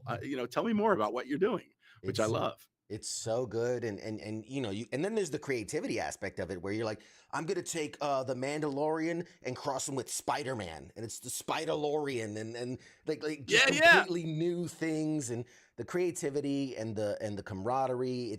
It reminds me of being in that military unit where everybody just wants to support each other and have each other's back and one up each other in that healthy way, Let me ask you. I'm going to ask you on air on the show if you'll be a guest on Talk About It, because we're doing a PTSD episode, and I want to have a roundtable of and maybe you can help, a roundtable of you and maybe two other people that are in the military, and just talking about the struggles and what they've had success with, and because it's all about, that's why the podcast is called Talk About It. If you see the hat behind me, talking about it is the first way that you can really learn understanding, have an understanding for what other people are going through, but also to know that you're not alone. Unfortunately, PTSD is so widespread. It affects so many people. You are not in the minority, dude. And the least that all of us can do is understand, and a lot of times people just don't get it. They just don't get it. And it's something we need to talk more about. So that's a yes. I'll have to check with my agent, and there's like a retainer fee, right? I get a trailer, and there's like of course. Okay. And every time I say PTSD, you get a check. Yeah, you will get a residual. As opposed to the residual effect of PTSD that you've been dealing with. This is actually a monetary residual. I love it. Yeah, it's like the VA. I'll get 10% for every time you say exactly. PTSD. No, absolutely, I'd love to. In fact, this is completely off track now, but there's no off track. I'm here. Let's go. I love it. One of my greatest achievements of all the things I've ever done was I was once asked to speak at it was like a first grade, second grade Veterans Day kind of an event, and they just wanted a local hero, warrior, whatever. And I went, and I was like, all right, I was in the Army, blah, blah, blah. And then I got the question, can you explain what PTSD is? And I'm like, these are all 5 and 6 year olds. And I'm like, how do I explain that to a child? And it was very in the moment. I just tried to be honest and open in a safe way. And I got a letter from the teacher who said the kids were blown away. They loved you. I still have the letter from the teacher, and she's like, that was the most like locked in I've ever seen my kids. They were so curious and asked questions, and they loved your honesty and this and this. And I'm like, I was just winging it, but how great is that? And by the way, if you can explain it to 5-year-olds, that's I don't know if you're a fan of The Office, but remember Michael's like, tell it to me at a 11-year-old level, and then they do, and he goes, tell it to me at a 4-year-old level. Well, if you do the show, this is what's waiting for you. I mean, this is worth it right there. I mean, yeah. And this is the website. Talk about it on video.com. And it's a video and audio podcast. But if you can help 5-year-olds, then you can help our audience understand, what so many are going through, and that it's not unusual, and it's nothing to stigmatize. It's nothing to, stop and stare at somebody if they're in a wheelchair. That's the other thing, is like the compassion that all my kids have felt for wounded warriors and for anybody look, everybody's got something. That's the other thing. Everybody's got something. And if they say they don't, they're lying. They're absolutely lying. Yeah. So, all right, I'm going to make it happen. Yes, do it. Absolutely. Anytime. But let's talk about you while I have you. Enough about me.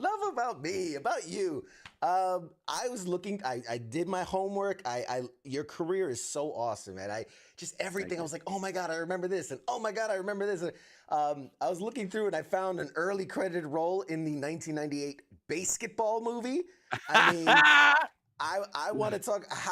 That's a big first get. Give us the background on that one. Well, that's the early days of my career, and just struggling, and I go in, and they're looking for somebody to be a New Jersey informant. So for people that don't know, check out the movie. It's called Basketball. Matt and Trey, who do South Park. I mean, it's such a funny movie. It's a cult classic, like beyond. I did 2 cult classics, like I did Malibu's Most Wanted, and I did Basketball. But Basketball, people come up to me at Comic-Cons and they go, hey, do you have a picture from Basketball? And I'm like, what? Really? I had such a small part. But remember, my hair was, I was like this total Goomba guy, and I'm trying to shoot a ball, and he takes foil and he chews on foil, and I'm like, but I was a New Jersey informant with the chain and the working with those guys. I remember the first day of work, and the Abrams, Zucker Abrams crowd, or Jim Abrams, I think. Did he direct it, or Jim Zucker? Anyway, legends, right? And I get to set, and the first take, and I literally pull, I think it was Matt, off to the side, and I go, okay, I'm a huge fan of you guys. You're the worst actors I have ever worked with ever. And he laughed, and it was because it was like this style. It's a different style of acting, and it's a little bit of a wink to the audience, but man, does it work. I mean, that movie is hilarious. It's so funny. Yeah, so and I think they're the only kind of guys that can pull it off. I really, there are no. How long has South Park been on the air, and their style of comedy and oh yeah, but look at Book of Mormon. Look at what is it, Captain America? No, America. Team America, World Team Police. America. Yeah, come on. I mean, there's they send it all up, and they do it in such an amazing way. They're so talented, those guys. So good. But it's just funny to me that even early in your career, you're like, you're the worst actors. I was like, what's going on? I mean, they were so sweet and so great. I just remember going, God, you guys are horrible actors. It was really funny. Just because, again, I want to keep you on time here, so we're gonna jump highlight to highlight. Felicity. I mean, obviously, we talked about your. Felicity is this show on the WB, and that's where I came up as an actor. I really and JJ and Matt created a show about a girl who goes to college. It's like, what? They wrote a beautiful show, and we're doing a podcast right now called Dear Felicity, because on the show she would talk into a tape recorder and go, Dear Sally, and she would send notes to Janine Garofalo, was the voice of Sally, and so now it's Dear Felicity, and we're talking about the show that we all loved, and it's interesting because I was doing that show and The Hollow Man at the same time. And I don't know if you remember The Hollow Man with Kevin Bacon and me and Josh Brolin and terrified me as a child. Oh yeah, I mean it totally. But that was a busy year. That third season, it was crazy, and so I got a taste of like a really subtle, very naturalistic style of acting. And then the Hollow Man, where I'm working with an invisible Kevin Bacon, who's naked half the time, just walking around with his bacon hanging out, so anyway, just awesome. Crazy, man. So that was an interesting time. And then right from that, the last year of Felicity, I did the first year of Alias, both JJ shows. And JJ's like, you're my lucky charm. I mean, he's the best friend anybody could ever have outside of work. Like everybody's like, God, you're so lucky. No one has any idea how lucky I am to have him as a friend. He's really a true brother of mine. And, he's just the best. But I did Alias, so I played Agent Weiss. The last year that I was doing Felicity, I finished my scenes here, walk into the next stage. They were right next to each other. And I would shoot Alias, which was crazy.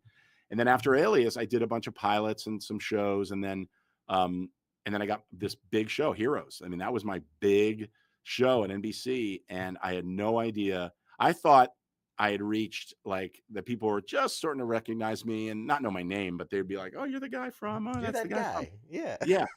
And then suddenly Heroes was the #1 show all over the world. And I played Matt Parkman, the mind reading police officer. And it was just game over, man. It was like, all of a sudden we're going to Japan and I'm going to here and there. And I got a taste of the amazing stuff that everybody in the military gets to see, just that the world, there's a lot of the world out there that a lot of people don't get to see. And it opens your eyes to different cultures and different people and everything. And it was enlightening and it was awesome. It was like the 4 years on Heroes was just incredible. Yeah. So I can't imagine how. I'm just out of curiosity, from behind the scenes, you book the gig, you get Heroes. How far into it do you maybe get the sense of like, oh wait, this might be something, or was it not until it actually hit that you realized it? Yeah, I mean, other shows, it's week to week. Like you go, oh, we got picked up for 22 episodes, but it's like, okay, great. And that was back in the day. Now it's 8 episodes, right? But 22 episodes, and you're like, oh, I'm really excited about this. But then every week it's like, how did we do last night? I don't know. What were the ratings? This was the first time that I was like, okay, they're not canceling this. Like we at least have another season, because it was on a rocket. That first season of Heroes was incredible. And I look at it, and like The Boys to me is sort of that now. The Boys is incredible. If you're watching this and you haven't seen The Boys, you have to watch The Boys. The Boys is what Heroes could have become, if we went down this fucking dirty, disgusting rabbit hole. It's so gritty, and it's superheroes that take advantage of their position, and they're power hungry and all. It is so great. And I actually had a cameo in The Boys, which was really cool. But I knew early on, and not to the height, to the extent that it actually became what it did. But yeah, and you know what, on a show like that, and these other shows too, JJ shows, it's hard to sustain it. So you constantly get people. I get people come up to me going, "Man, the first season and a half of Heroes was awesome, and then what happened?" And I'm like, I said my lines and I stood on the X. Okay, I don't know what you're asking, the wrong guy. Right. But wait, you mean you didn't choose to make it like that? Oh, right, exactly. Okay. What are you talking about? Yeah, it is.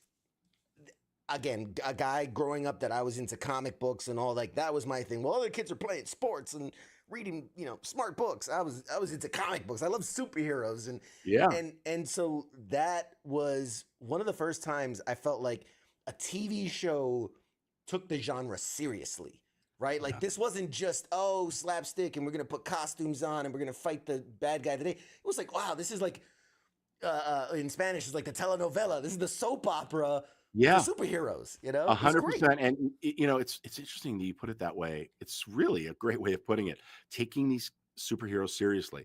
What it was for Tim Kring, who created the show, talks about he saw Spotless Mind, Eternal Sunshine of Spotless Mind. He saw that, and then he saw The Incredibles, and The Incredibles was like supposed to be this average everyday family that is incredible, and that really inspired. What if we all woke up not we all, but like a few characters, whatever, woke up and suddenly with the eclipse and at a certain moment in time, we started developing these powers, and giving a police officer the ability to read minds was awesome. Giving a cheerleader, kids think they're just indestructible anyway. Now she's indestructible. A Japanese guy who is so regimented with time can stop time. A politician can fly. And there were so many cool characters, and it was again, I cannot believe I fell into that show at the right time, right place. And that they let me, and it's Jesse Alexander and Brian Fuller and Jeff Loeb and Joe Pekaski, and like incredible showrunner people that were on that show. And so, it's, and by the way, Tim Kring's trying to bring it back. I don't know if you saw that. I saw it, yes. Yeah. So first, before we talk about that, because I do want to ask about that, but the Heroes Reborn, getting to come back to the character after that hiatus, we'll call it. Yeah. What's that like for you when they go like, hey man, it's coming back, do you want to be in it? We got something for you. Like, how does that feel for you to go back to that character? I mean, I'll go back to that character as many times as they want. That was one of my favorite things I've ever played. I mean, honestly, it's to be able to be in the mind. I personally, I just think it's the best hero to play. I thought Sendel's character was really interesting. Jack was certainly really interesting now as a dad. Like, Jack Coleman just played it so brilliantly playing HRG. We needed to get to 100 episodes. That's the holy grail of like going to syndication. And we had finished 88. So they said, let's come back and do 12 more. And that's why we did. They did. And I was on a show, so I couldn't do it. And so that's why I joined late. Right. They wanted me to be a part of it, not as big as Jack. Jack was the star of Heroes Reborn, but it was, how many can you do? And I couldn't do that many. And then I was free, and they wrote me in. I did not love where my character went, to be honest with you. I'm sort of the shoulder to cry on, the dependable guy, the guy who's, doing this for his family. Suddenly I'm killing everybody. And it's just like, it was not very Matt Parkman like, and it wasn't explained well. But again, they had new characters and so many storylines to follow. But I was just so happy to put the Matt Parkman face on again. And it's so funny. So, I have 3 boys, and they're adults, but back then they were younger. And I remember we were having dinner, and I was supposed to leave to go up to Canada and shoot. And they were like, Dad, you haven't played this role in a long time. And I said, come on, it's easy, whatever. And they go, make the face. Can you still make the face? And I said, the face? This is my face. And they were like, no, when I did this thing where I tilted my head, to listen to the thoughts. And they were like, can you still do it? Can you still? And I'm like, yeah. And so they go, do it. I go, guys, come on. And they go, do it. And I go, okay. And I do it. And my youngest, Sam, goes, no, that's not it. No. And I was like, what? It was so funny. They're like, no, you got to work on that. On the plane, work on it. But yeah, it was jumping back in was awesome. I jumped back in again. I hope Tim gets it going.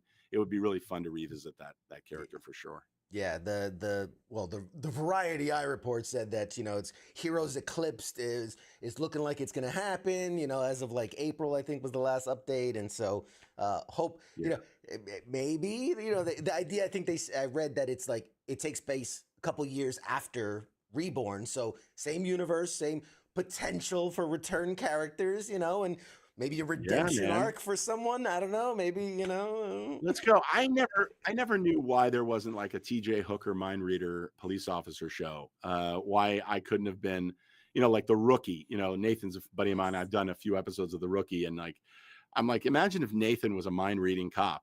It would be such a great show. I mean, it's a great show anyway, but I mean, just adding that superhero element to a normal police officer show, I think, could be amazing. So I was always hoping for a spinoff. Never happened, but there's still hope. Who knows? Missing out. I think it didn't. Was it American Dad? Maybe did like a parody. It was like Mind Cop or something like that, where it was a cop that had mind powers or whatever. But I think it was like telepathic. Maybe, I don't know. Whatever.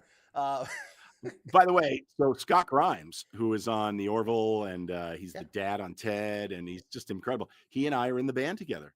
He is an action figure, just like me. And I've got Nick Marzak, who's our musical director, who's a incredible musician. I want to give him a plug right now.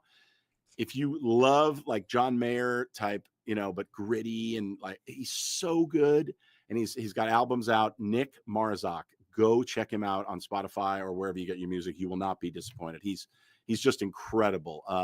He plays, and we've got Adrian Pazdar from Heroes is in the band, and Bob Guinea. And I started the band, years and years ago with Hugh Laurie, who still threatens. Dan Fogler plays with us.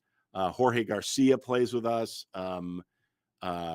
Sarah Wayne Callies plays with us. Now Amy Jo Johnson plays with us, the Pink Power Ranger. She was on Felicity with me. So I don't let anybody go. Like, I'm like, if you're musical, if you can shake a tambourine, get your ass up on stage. Let's go. That's awesome. That's awesome. I mean, theactionfiguresband.com, by the way. Go to the website. Check it out. There it is. We got to get the plug. You got to get the solid plug in there. Okay, yeah. We're running short on time, and you have so much career. We don't have enough time. We've hit on a lot of stuff. You want to talk about it? I'd love to talk about the charity thing a little bit more. Absolutely, please. That was literally my next thing after Star Wars a little bit, but no, I'm really fascinated about the work that you do, and I think it's important to talk about. Yeah, so as of late, our oldest son Jake has epilepsy, and he is doing well. He's living well with it, thanks to great medication and treatment and everything. But there are a lot of people that don't, and a lot of people, it's a stigma attached to seizures. A lot of wounded warriors, a lot of people come back from the military, and they have seizures to deal with because of head trauma or whatever. And it's nothing to be scared of if you know what to do. It can be deadly, and it can obviously really hurt someone if they're driving, if they're on a bicycle, if they're swimming or whatever. But there's a lot to learn, a lot to talk about in that world. And so I created talkaboutit.org and talkaboutit.video.com, and this podcast that I have called Talk About It. And we do just that. We talk to, heroes in the world of neurology and epileptologists and caregivers.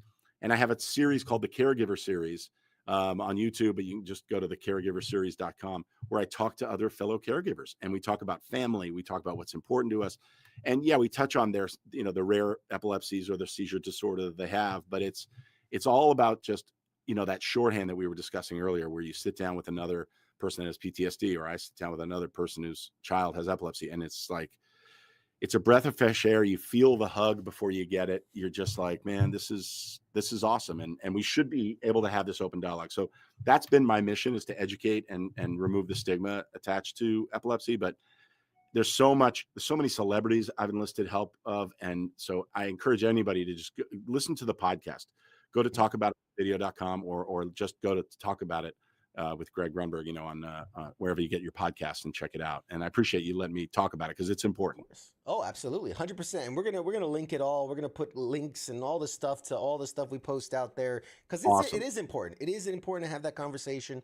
The biggest part of my recovery, my mental recovery, because I was shot up in combat. I've got all the scars and all that. Wow. The physical stuff's not. I'm missing that. The physical stuff you recover from surprisingly easily. It's the mental stuff that takes forever to really, like, you have to make it a focal point. Your body heals, physically heals with the right medicines and things, but the mind, man, it is you got to work it. You got to really work it. And speaking of talking about it, one of the biggest parts of my mental journey to recovery, was I joined a support group for veterans and talked about it and just put it out there. And it was so vital to overcoming what I was dealing, and then also seeing how my story was impacting others. And then hearing their stories and letting it impact me. And that transfer of information is very therapeutic. It's very healthy and healing. But even not in a that's the best to have a group that you can be with. But to start a conversation just in everyday life, like, let me ask you about your hand. Like my dad he's missing his pinky, but he was born this way. So he has just, this, and no, people don't see it. And it's like a bar bet. He'll be like, I can count to 9 on my fingers, and that's all I can. And they're like, whatever. And he does it. And they're like, what? Yeah. To you, like, how many times you get people going, hey, how did that happen? Or why aren't you able to flip me off? Or, like, that's a conversation starter, by the way, that is, and you don't notice it until you stare and look at it, but it's a great way to just educate. Not that you want to go around educating people all over the place, but what a great way for like kids or anybody to say, oh, how did that happen? And then you that's a way to start the dialogue, right? The truth behind your question is, which I don't know how this became an interview of me, but it's fine. Because I'm interested in you. I'm interested in you. The truth behind it is I was wounded in 2005. So oh my God, how long has it been? Jesus Christ, it feels like yesterday. It's almost 20 years. Twice someone has been like, hey, what happened to your finger? That's it. Now, whether they notice it and don't want to say something, I just think most people don't notice. You don't focus on something You like don't notice it. You don't notice it. Yeah. I do stand-up comedy on the side, and I have a whole bit about my hands, and it's a great way. People always say like, oh, it's so fun that we get to laugh at your disability, because it's like it's a great way to it's an icebreaker, like you said. By the way, if you don't deal with some of this stuff with humor, you have to. And I'm not belittling anything, but in our house, like you say, Jake, what do you want for dinner? He goes, I definitely want Caesar salad. And I'm like, okay, dude, you've used that joke for 15 years. But we have to, dude. It's like, you'll lose your mind. You'll lose your mind as a caregiver, and by the way, there are so many, as in the epilepsy world, there's so many moments that are out of your control. Mm-hmm. There are so many moments when you're like, what is happening to me? I can imagine with you. I mean, I've had panic attacks, and it's like, what? I can't, like, I thought I was super calm. Like, what is going on with me right now? What's happening?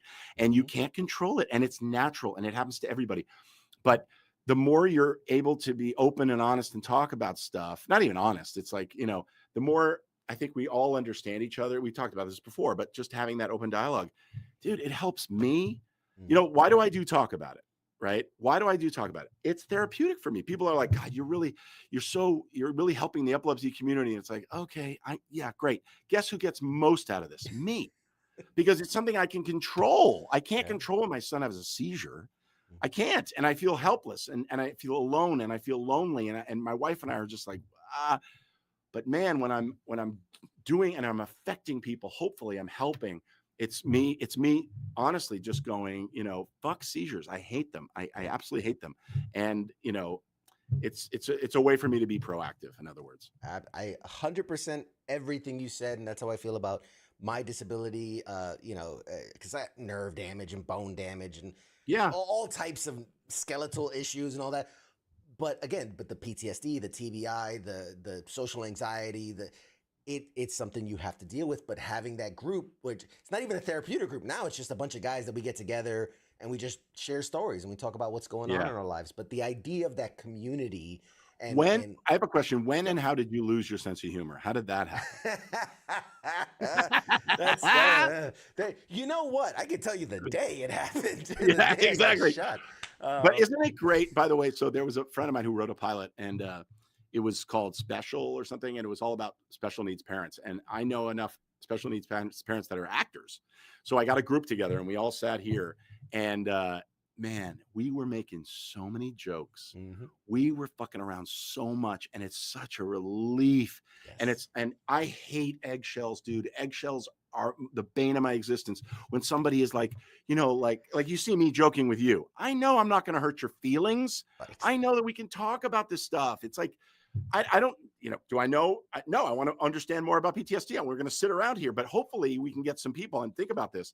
Get some people that, I want to definitely a strong female, funny person we can actually just shoot the shit about it. Absolutely. And make it normal to talk about, that's what it's 100%. All about. 100%. Couldn't agree more. Later, I'll tell you about the goat incident and how I lost this, but that's a whole other thing. Tom Brady took your finger? That's crazy, dude. Nice. That is crazy. And that's it. And so many people talk about the dark humor in the military, and it's really just the like, look, man, we're in this shit, and I can either cry about it or I can laugh about it. And it's more efficient to put my energy into laughing about it and having that dark humor about it than you saw Hurt Locker? Did you see Hurt Locker? Of course. Yeah. I mean, when he's standing there in the cereal aisle, that to me said everything. Like, how do you go from, and especially, dude, I can't even imagine, like, when you're, it's life and death every second, mm-hmm. right? You're just like, anything could happen at any second. You don't know who to trust. You're in a country where anybody can pull out a gun and kill you. A bomb can go off. You can step on a mine, whatever. And then you got to come home and you're dealing with some complete narcissistic bullshit person in line in front of you at the supermarket. And it's like, wait a minute. Do you understand like what life is really about? You know, that's the thing. You talked about being in the military and being in a unit and trusting your brothers and sisters and like going, I put my life in their hands and I trust them. I'm comparing, but I'm not comparing. My two boys, college baseball players, right? Sure. And my son graduated, he played 4 years. And when you're in a sport, these are the two things, by the way. If I had a company and I had interviews for a job and I had 10 people that come in, if somebody says they're in the military, I'm sending everybody else home. That's it. Because if you can be in the military and play by the rules, but be a leader and be there for someone else, and there's so much involved in that. It's truly, you become a whole person in that situation. And sports is, and not as realistic of a way, but in an important way, you're there. So he had a hard time, and it wasn't PTSD, but it was very similar. It was like he came out of college and he was like, I have to wake up and have a purpose. I can't like wake up and not do something. He got a job, and it was a pretty shitty job that he didn't really care about. It was a job. But even before that, it was like, enjoy, you have all the time in the world to relax. Well, guess what? He had all the time in the world to think about what he wasn't doing and to be in his own head. I mean, this is we're already on the Talk About It episode that I want to talk about, but it was, and he went and saw a therapist, and he was fine. He actually got a job or whatever, but it's that level of importance. And, you see what's really important in life and in the world. And then how do you apply that? It's like, how do you continue that, satisfy that? It's, I'm not saying that it's Pitocin and it's like something that fires you up, but there's this adrenaline rush that is like all of a sudden gone. So it's interesting. I can't wait till we talk about all that. One of the big, and we're gonna wrap it up because I do want to let you go on time. But one of the biggest things, I have to pee, dude. I gotta pee so bad. I can't even tell you. Suck it up, Buttercup. All right, know exactly. Can I borrow your canteen? Yeah. But no, one of the biggest things that I've talked to most veterans, wounded or not, just leaving the service, the biggest thing to overcome is the loss of identity, loss of self, loss of purpose. Right. Yes. And having to find a way to click that over in your mind that this is my mission now. This is how I help. And it's a big part of the recovery. So, but you know what's interesting is, and it's hard to see it when you are lost in that, what is my purpose now? But to be able to say that you have a purpose, you can identify having a purpose. That's a gift, dude. I'm sorry. That's a gift. Most people, I really will say, most people go through life and they just don't have a purpose. Yeah. And they leave this earth, and hopefully after, in their 90s or whatever. And, it's like you say, well, tell me about that person. If they can't tell you about that person with an elevator pitch about them, like, man, he really cared about other people, or God, he was hilarious, or man, she really did good here, or she was the friend of what are you doing? Yep. What are you doing? So it is a gift to be able to say, I was in the military and I had a purpose. I actually made a difference. I did something. And then I understand, just try and find something at that same level as a civvy. Good luck. Yeah. Everything you said, I agree with it. I just want to give you a hug. Dude, let's do it. Come on here. Here we go. Oh, hug about it. Hug about it. Well, I will see you at shore leave because I will be there. So that's going to happen. And I have a gift for you. It's somewhere sitting around here, but I have a gift for you, and we'll swap for sure. Okay, yeah. Since I'm gonna see you, I'm not gonna mail this to you. I'll bring it. Yes, okay, it'd be better that way. A hand swap. But I'll give you the last couple seconds here, man. We've held you longer than I should have, but what a great conversation. Absolutely phenomenal conversation. Dude, you're the best. We got to have you back on in the future. Later on, we'll do the deep dive into the career and really dig in. Or anytime, even if you were like, you know what, this thing just dropped on, I want to know what Greg thinks about it. Even if it's a little quick thing, dude, I'm here for you. I really love talking to you. And I love reaching the obviously the pop culture world. So, and the military thing, forget about that. I'm all about that. But honestly, like even if you're like, we're going to cover the latest, Monarch or whatever, just prep me and I'll come on and do a little segment for you. I'd love it. Love it, love it, love it, dude. You're amazing. Careful what you ask for, man. I'm not kidding, dude. Come on.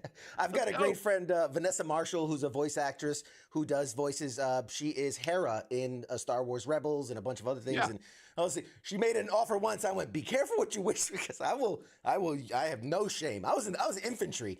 I'm used to jumping in front of bullets. I got no shame. I get it. No, I'm there, dude. I am absolutely love it. I'll give you the last couple seconds here. Promote anything you want to promote, and then say goodbye to the audience, and I'll end it here. I want to take this last opportunity to talk to anybody in the military that's watching or listening to this right now. I don't give a shit what you got in your head right now. I don't care about what it is. Don't hold it inside. Talk about it. You want to get better. You want to understand something. You want others to understand you. Please don't hold it inside. All it does is fester and get there's nothing healthy about that. And if people don't understand, that's their problem. That's why I've got Talk About It. I do it for the epilepsy community, but now we're branching out. Obviously, we're going to do an episode with you and a couple other people. But thank you to everybody, including you. Thank you so much for everything. I know it's trust me, when I hear it, I'm like, what am I supposed to do? That's the other thing, by the way. That's another conversation is when you and your wife, how do you do it? How do you do it? I'm like, what am I supposed to do? What are you talking about? So I get it. And when somebody said, but just know that when you're at an airport and you walk by and somebody says, hey, thank you for your service, they're saying it because they need to say they need to say it to feel good about themselves. And they want to actually say, I really mean it from the bottom of my heart, man. Thank you. Thank you. Thank you. And thank you to everybody else who's out there watching and listening right now. Yeah. Oh, God bless. Guys, ladies and gentlemen, everybody, Greg Grunberg, this is not the last you've seen of him. Look for my episode when I host his show, and exactly, we're doing it. This is the prequel to that show, and it's gonna be a whole thing. A universe will build, and we'll get J.J. Abrams involved, and it's a whole thing. You know. There you go. We'll do it. Awesome. All right, guys, we're gonna toss to a short break. More show after this. Greg Grunberg, everybody.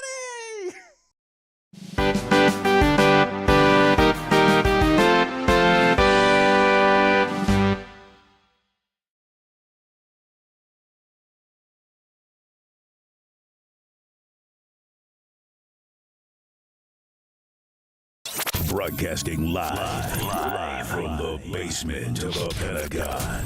This is WTF Nation Radio.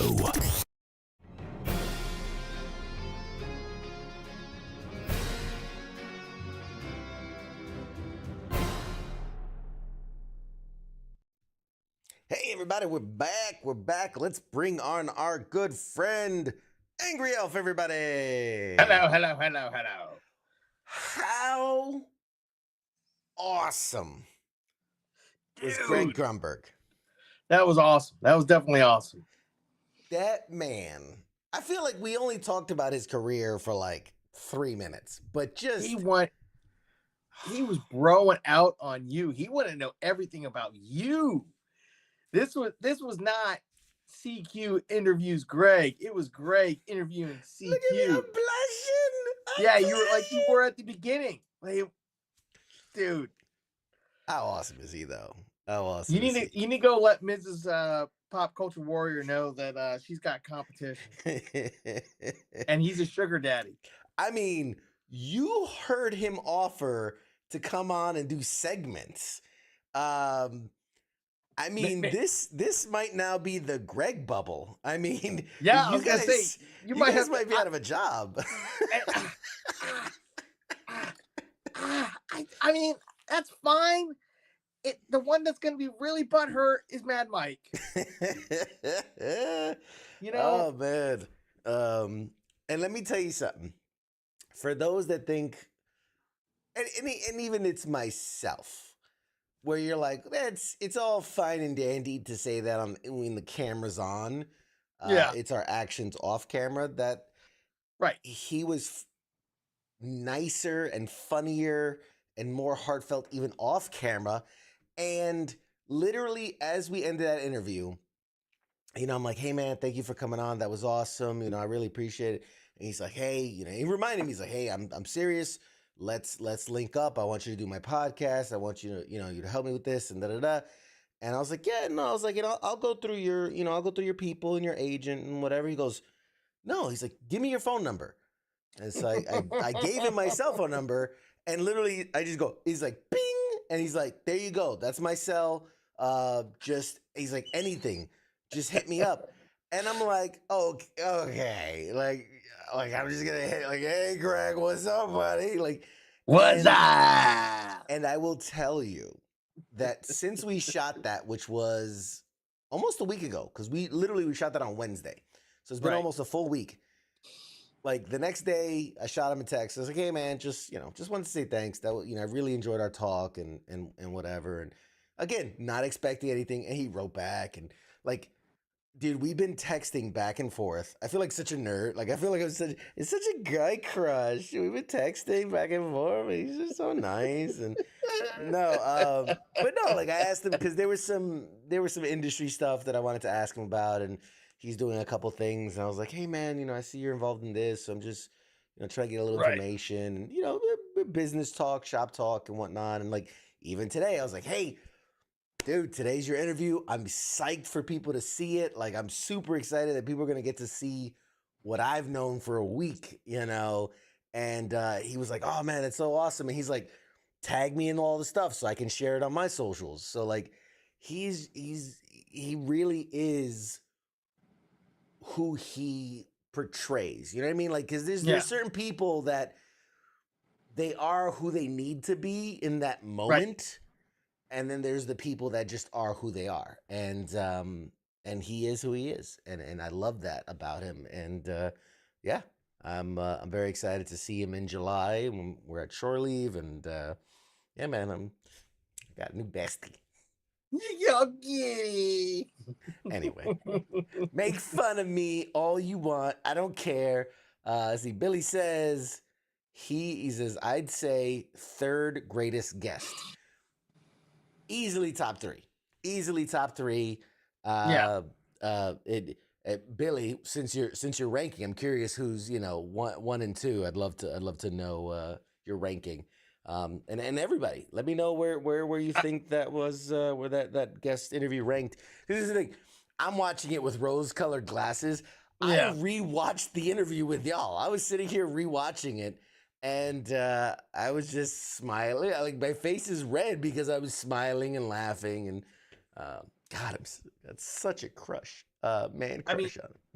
Your interview with Adam Baldwin was pretty good. Adam Baldwin was something. That was something. Yeah. To this day, he's the only guest I've had to flip me off on live on air. So and in a not referencing my finger kind of way, like to actually flip me off in the interview. But yeah, so that was good. Needless to say, man, support the shit out of that guy. Fucking follow him on socials. I've been checking out his stuff this week, and he posts funny stuff and throwback clips to other stuff, and he's a good dude, and obviously very responsive, and I gotta go find his band, the Action Figures. The Action Figures, yeah, which I mistakenly referred to as Banned from TV, which is funny because it's meant like it sounds like banned from TV, but it's meant to be like band like a band from TV, since they're all TV personalities. So this is a play on words. I loved what they did, but I guess they were probably thinking like banned from TV sounds like we're bad. And so the Action Figures, I think it was a smart move. Yeah. But I've always known them as banned from TV. I wasn't aware of the switch to Action Figures, which again makes sense and is pretty cool. Let's see. King says Vanessa is his favorite, which hard to argue. She's awesome. And Orlando Jones is his second. Yeah. That's good. Those are some good ones. Quality ones. What about you? What do you got, Angry Elf? Hit us with the. There's so many good ones. There's so many good ones. Like I said, Adam Baldwin. That's one. I mean, Mother Lover. Mm-hmm. That was Yeah. Hard to beat. That was a good one. I think a classic is Agent Coulson, right? Oh, Clark true. Gregg, you can't go wrong. Yeah. Louis Anderson before he passed. I mean, he was so sweet, so nice. Yeah. There's so many. Robert Patrick, the fucking Terminator, bro. You've had some class acts on. It's been good. Even Brett Bassinger, who was Stargirl. She's not the biggest, but it was a really fun conversation, and you really get to see their personality outside of the spotlight, and all the voices. Phil Lamar, dude, fucking Rob Paulson. Yeah. Rob Paul, we had Pinky in the Brain, Raphael Donatello. You know what you need to do? Blessed. You know what? Yeah. You need to get to the point where you can get your own panel at a con and then have some of your previous guests come up on stage and have a conversation with CQ, but have 6-8 of them sitting up there and just have a conversation. Yeah, like a round table almost. Yeah. Well, you just have a shoot the shit session. Yeah, I mean, but have all of us fans in attendance. David Hayter, fucking Solid Snake. Sorry, it just hit me. David Hayter. Yeah, David Hayter. I mean, oh man, so many good ones, man. Fuck. Like sometimes I'm like, I get down where I'm like, we're not where we want to be, and then you take a step back, and I have my little thing. Adam Baldwin. Who else? Ashley Williams, who was on How I Met Your Mother. Yeah. I mean, fucking Thor's stunt double, Bobby Holland Hanton. Brad Williams, the comedian, the little guy comedian. Yeah, I still watch his.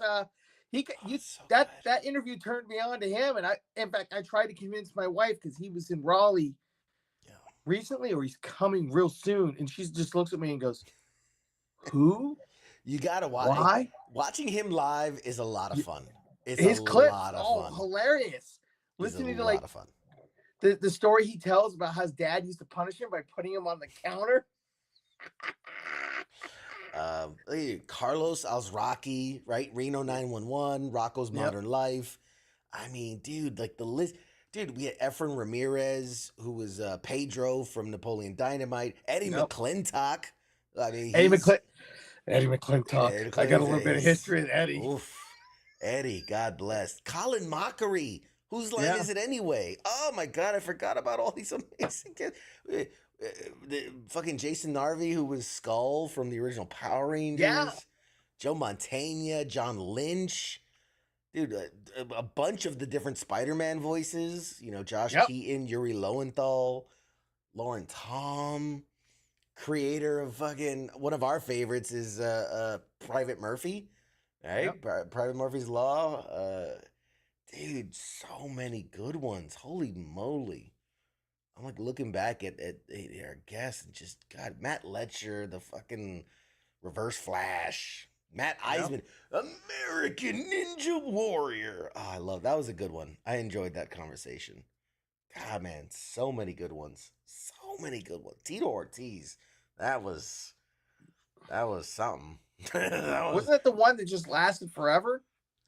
No, Eddie was on. Has the reign as the longest guest. He was on for 2+ hours, just talking about stuff. Yeah, man. So many, so many. Cheyenne Sobyan, which was the dude from what was that CW show? Legends of Tomorrow. He was the airbender on that one. Dude, so many good people. Sean Kanan, Karate Kid, fucking Cobra Kai, Amani Hakim, who's in not Vision Quest, something Quest, and she was on Everybody Hates Chris. Oh yeah. So many people. You know who we got coming on next week? I guess this is a great segue into who's our guest next week. Sergeant Slaughter himself. No, better. Someone who has touched you in a very delicate. You got my wife on. You're interviewing my wife. That'd be funny though. Oh God, no. Chris Claremont. What? Chris Claremont, the legend behind X-Men.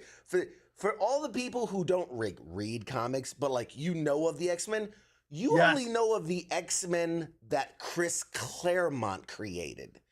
You know, yes, if you were a animated series or if you enjoyed X-Men 97, you have to thank Chris Claremont. He is the godfather. Yes. He is the man that made the X-Men had existed before him, but he put X-Men on the spot. Yes. He, like what Todd McFarlane did for like Spider-Man and revolutionized the character. Chris Claremont changed the game.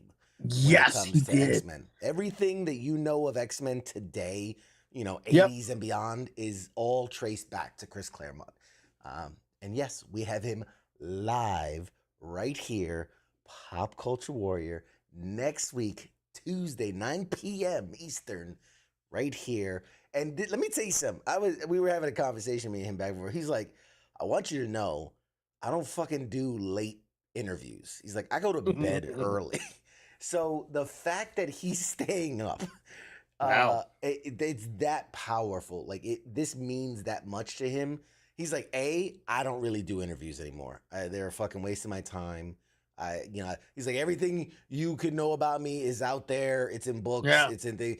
He's like, I don't really do interviews. And then he goes, if I do interviews, I fucking don't do them at 9 o'clock at night. But he's like, for you, I will do the interview. I would do it late as fuck at 9 o'clock at night. Because he's an East Coast guy too. So yeah, it's definitely late. Did I tell you who I met in April? No. Larry Hama. Larry Hama. Why does that name sound familiar? He wrote Wolverine for a while. He wrote all of G.I. Joe, Real American Hero, the comic book series from Marvel.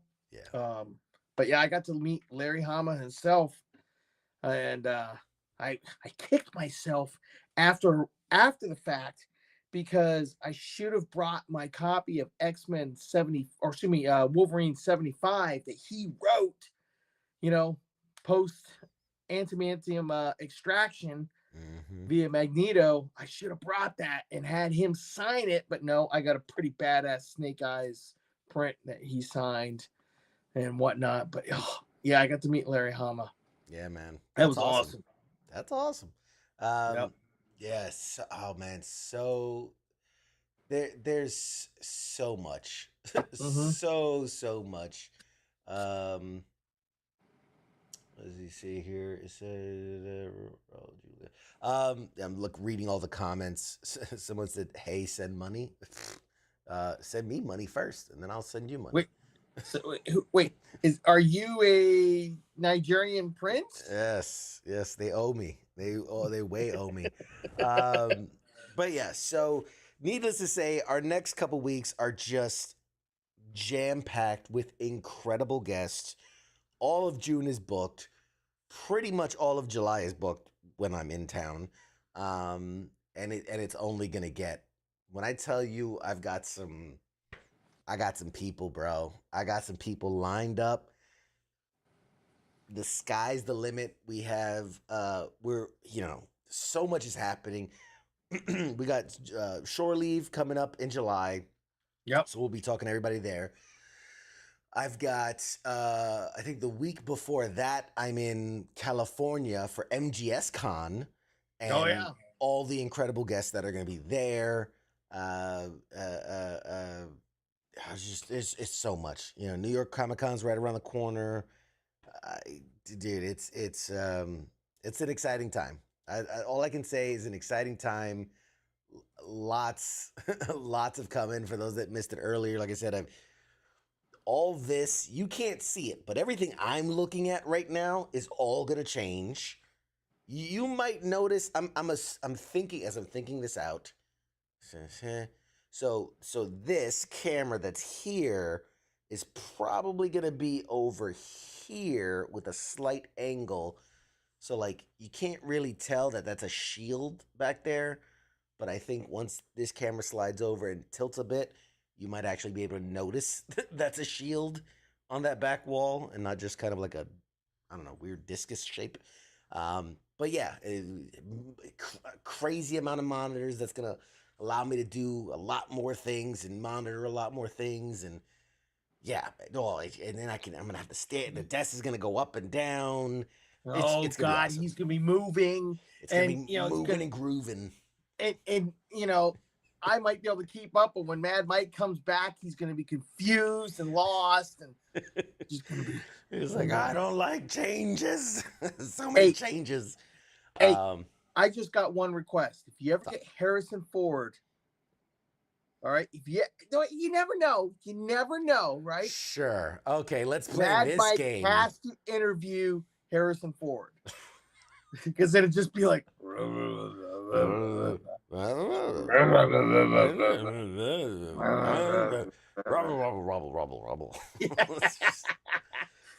Jesus Christ. No. We're keeping a list of people that aren't coming on the show, and I'm pretty sure Harrison Ford's on that list. I'll have to go check the list later. I don't. I think you're still good. Bring up the big board. I'm gonna, man. I really need to. One of these days, I'm gonna set time aside to work on graphics, and I really want to do that like Family Feud style board, and it's just gonna have celebrities that won't come on Pop Culture Warrior, and it's gonna have number 1, Keanu Reeves, number 2, Harrison Ford, and it's gonna. I'm gonna make it. I'm gonna make that one day. I still have. If you were you watching last week? Yes. I still have my script notes for I forgot what we were calling it, but the story of the finger that's gonna crawl its way back from the Middle East. I love it. Here are the notes. Starts off with inspired by a true story. If only he was. Oh, if only he was a thumb, he could hitchhike. That's gonna be. I just love that line. Crosses paths with a toe, like a blown off toe. He'll cross paths with. Blown off finger. Journey home. I had notes of like the knuckle hair will be a beard. And the tourniquet is gonna be like a headband. So yeah, we got the beginnings, and it's a children's book. It's a children's book. Oh, you're gonna do a children's book? I Yes. thought you were gonna do a movie. No. It's a children's book. It's like if you took Apocalypse Now, and made it about a blown off finger and into a children's book. That's what I'm going for. Yeah. WTF Nation Press Yeah. presents a CQ production. That's right. There was one. Somebody gave a great name for it. Oh, what was it? Full metacarpal, right? Full Metal Carpal. Yeah, instead of like Full Metal Jacket, yeah. Anyway, there was great. I gotta go back into the chats because there were so many great And the promo has to be the finger coming out of the water, like the poster for Apocalypse Now. I was thinking of what was it? Was it 2001: A Space Odyssey? Where Yeah. And it's just a finger. Yep. Anyway, sorry. We've completely lost the thread here. It's good. It works. I should probably get this show back on the rails. Let's see. Where do we leave off? Do we have something else to talk about? Just kind of, since we were going off of nostalgic things, I found this story. And hang with me, and we'll wrap it up after this. It's time to head back to the arena for another reboot of one of America's classics, American Gladiators. That's right. The competition series that rose to prominence in the late 80s and early 90s has found itself back in the zeitgeist on a couple different occasions, because There was It was a reboot or whatever a couple years ago, right? There was that a couple years ago, but there was also the recent Netflix did an unauthorized documentary featuring the American gladiators of the past. There was another documentary done by ESPN, which was like a 30 for 30 American gladiators. And you know what made it a hit was obviously the physical competition. It really is kind of early roots of like reality TV. It was, you know, competition shows. Things like American Ninja Warrior, I mean, like that's their roots, that's their heritage. They've paved the way for it. So apparently, according to Deadline, Amazon, again, because Amazon is just doing it all, has ordered an American Gladiator reboot for Prime Video. MGM Alternative and Amazon MGM Studios will produce American Gladiators in association with Flora John Films, the production company from American Gladiators co-creator John Ferraro, who is also an executive producer. It will pit the American Gladiators versus amateur athletes against a rotating cast of obstacles and challenges and all types of crazy stuff. Some of the classic competitions set to return in the reboot are the Gauntlet, the Hang Tough, and the Eliminator. So I think I'm ready. Yeah, I was gonna say they should get a Wounded Warrior to participate, and that would be a terrible idea. A bunch of broken veterans go up against. But you know what? Glad. I could see it. You know, the gridiron, the tenacity, the piss and vinegar. Oh, go God. fuck yourself. Remember, was it Spike TV did that Pros versus Joes? Do you remember that? Where they pitted like professional athletes against like everyday, like guys like King. And they were like, look, I could take a tackle from a linebacker, and it was like, wow. Next thing you know, intensive care tomorrow. Like, waking up I can imagine. 2 weeks later. Oh God. Oh Jesus. No, if I could do anything, funny enough, we've had two people, and if now it's burrowed into my brain, two people that have talked on this show about the game show 25 Words or Less. We had Mary McCormick, who's an executive producer, and then we just had Greg, who's a regular on the show. I'm like, you know what? I might call in some favors and let's get 25 Words or Less, Pop Culture Warrior, CQ up on the game. Let's go. 25 Words or Less. I gotta start practicing. I'm gonna reach out to them. I'm serious. You've got to. I mean, you've already got one game show under your belt. You need to get some more. I'm gonna start the rotation. I gotta start going through the whatchamacallit. See if you can get on Wheel of Fortune before Venom comes off. Pat Sajak. Pat Sajak. Dude, speaking of game shows, last thing, they just ordered you can't really call it a reboot. What is it? A spinoff of Jeopardy called Pop Culture Jeopardy. I swear to God, this is a real thing, and it's gonna work. I think it's like teams of 3, so it's a little different than like the one-on-one, but it's like teams of 3. Yeah. And you have to know, they're like, you have to know everything from Pokemon to, Harry Potter to, I forget what, like there was a bunch of, like a lot of stuff where I was like, oh, I would know that. But then it was like some stuff was like, knowing, about Downton Abbey, like episodes of Downton Abbey, and like, cause it runs the the Kardashians, cause it runs the gamut of pop culture. So I was like, listen, I'm not going to be like, I fucking dominate, but I think I can do pretty good. I think I can do okay. I mean, I usually do fairly well watching along with Jeopardy. I could do it. Yeah. It's pop culture. I mean, this is it. There's the team of 3, CQ, Angry Elf, Mad Mike, representing Pop Culture Warrior on Pop Culture Jeopardy. I mean, it sells itself. Itself.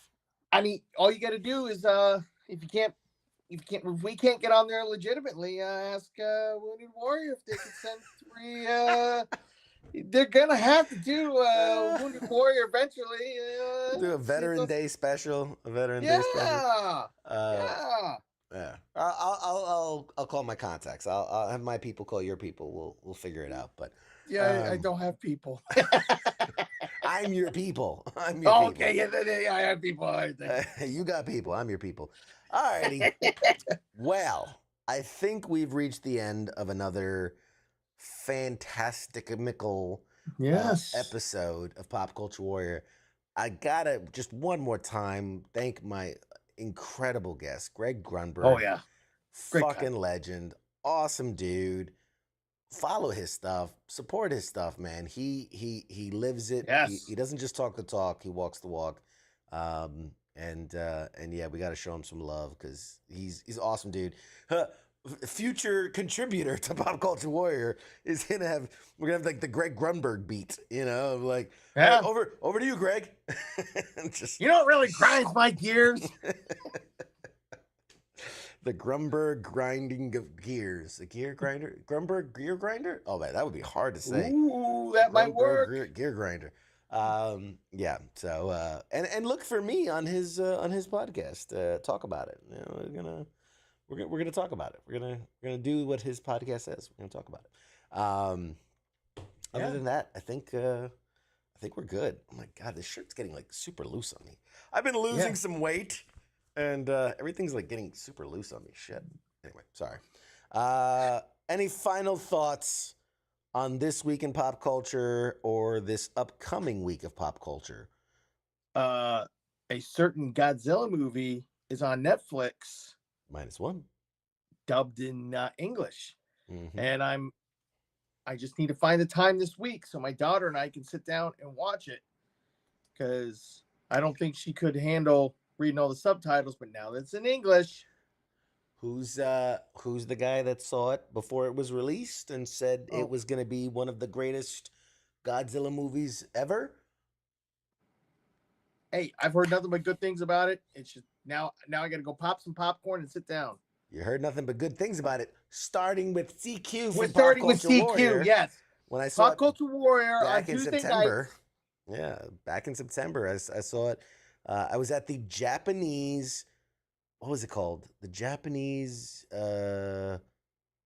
ministry. That's not the ministry. It was like the arts and something and appreciation. They have like a whole. It's a building. It's a culture appreciation thing, and at Comic-Con they invited me out to watch an early. This is before anybody really even knew about the movie. They're like, "Well, we have this early screening of the next, Godzilla movie," and I was like, "The one with King Kong?" They're like, "No, not the American Hollywood bullshit. No, we mean like the real Japanese Godzilla, real one." And I was like, "Oh, bet." And I watched it, and I was very impressed. So you'll enjoy it. You'll enjoy it. It's very good. Yeah. Alrighty.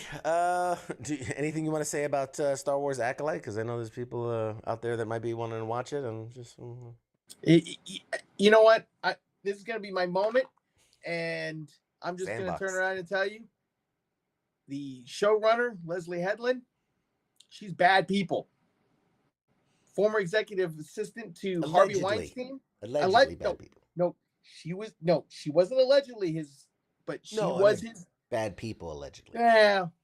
Allegedly, she's a bad person. But the point of the matter is, I don't like her, and I'm not going to watch her stuff, and I'm just going to pretend this didn't exist, and I don't care what anybody says. You can't force me to watch it. There are only 4 lights. Thank you very much. 4 lights? Is that like a play on acolytes? No. I don't get it. It's a Star Trek reference. Oh. Nerd. Anyways. Nerd. Oh, wait. Isn't this a safe space for nerds? Not for you. Not for people in the bubble. Not for me? Oh, yeah. I see how it is. This area is a safe place, but this bubble is outside of the safe space. Oh, no. Anyway. You haven't been to my alcove, my bat cave. Billy just watched Atlas. Not too bad. Get the fuck out of here. I'm not gonna let you trigger me. All right. We all know that's absolutely garbage. That's absolutely garbage. Alrighty. Anyway. Yep. Thank you all, as always. And Billy, I do owe you a prize. Mm-hmm. That is a fact. I do owe you a prize. Remind me. King, I know you like that list because you like all the garbage movies out there. You, you also like the Fast and the Furious franchise. So that's whatever. Easy there. Don't die. Don't die on me. We need you. I'm good. I'm good. Panel. You want a panel light? You know what? I might hang on a second. I might actually have a panel light. So ooh, sign it. Sign it. CQ. Sign a panel light and send it over. I've been working on that. Alrighty, guys. Anyway, did you do a giveaway today? No, I did a giveaway last week. And I'll mention this just the last time, just because up front I put up some notes, and I really want as many people to know about this as possible. New setup starting next week. It'll look slightly different to you, but it'll look majorly different to me and just operate differently. But with that, also, I've been testing out streaming vertically. So depending on where you're watching me right now, I'm either horizontal HD in places like YouTube and Facebook and other places. But on Twitter, on Instagram, on TikTok, I should be vertical with instead of Angry Elf here, he's down here, right where he belongs. And so I'm working on that, and there'll be graphics and all types of things. So that's happening. Friday night tabletop exercise FTX is going to get a major upgrade here very shortly. Very excited for that. All new, all exciting, very cool stuff. And what else? What else did I think that's everything? Yes, lots of guests coming and giveaway. Oh, and last thing, we are finalizing a deal with a company that wants to sponsor a couple giveaways, and it's going to be really cool stuff. Like authenticated, not just autograph, but authenticated autographed movie posters, scripts, movie props, just some really, really cool stuff. And that will be obviously for the show, and then maybe some exclusive on Patreon and a bunch of other things. So very exciting. I so much cool stuff coming. Oh God, I'm so excited. I'm so very excited. Check us out on Pop Culture Jeopardy and 25 words or less and all the other things. I'm going to, as King says, I'm going to speak into existence. I'm going to put it out into the universe. It's gonna happen. He's gonna spread his wings and fly. Yes, this is we're only here, and we've got all the way to go to get up here. So very exciting stuff coming soon. And as always, stick with us. Let us know. Let me know your thoughts. Let me know what you're thinking. Let me know feedback, good, bad, positive, whatever. I appreciate it all. Keep sending stuff. Interact with the stuff on social media, man. Help me reach more peoples. Like, share, subscribe, comment. Do all the shit. You know it. You know it. You know the things to do. Please, because that's how the algorithm picks us up and sends us to other people that haven't had. Like, you've had the pleasure. You out there. You watching me right there. You've had the pleasure of me. Now, no, not you, them, not you, them, you. Let other people get a chance. Like, I know you guys love getting all the free shit I give away, but let other people get a chance. That's all I'm saying.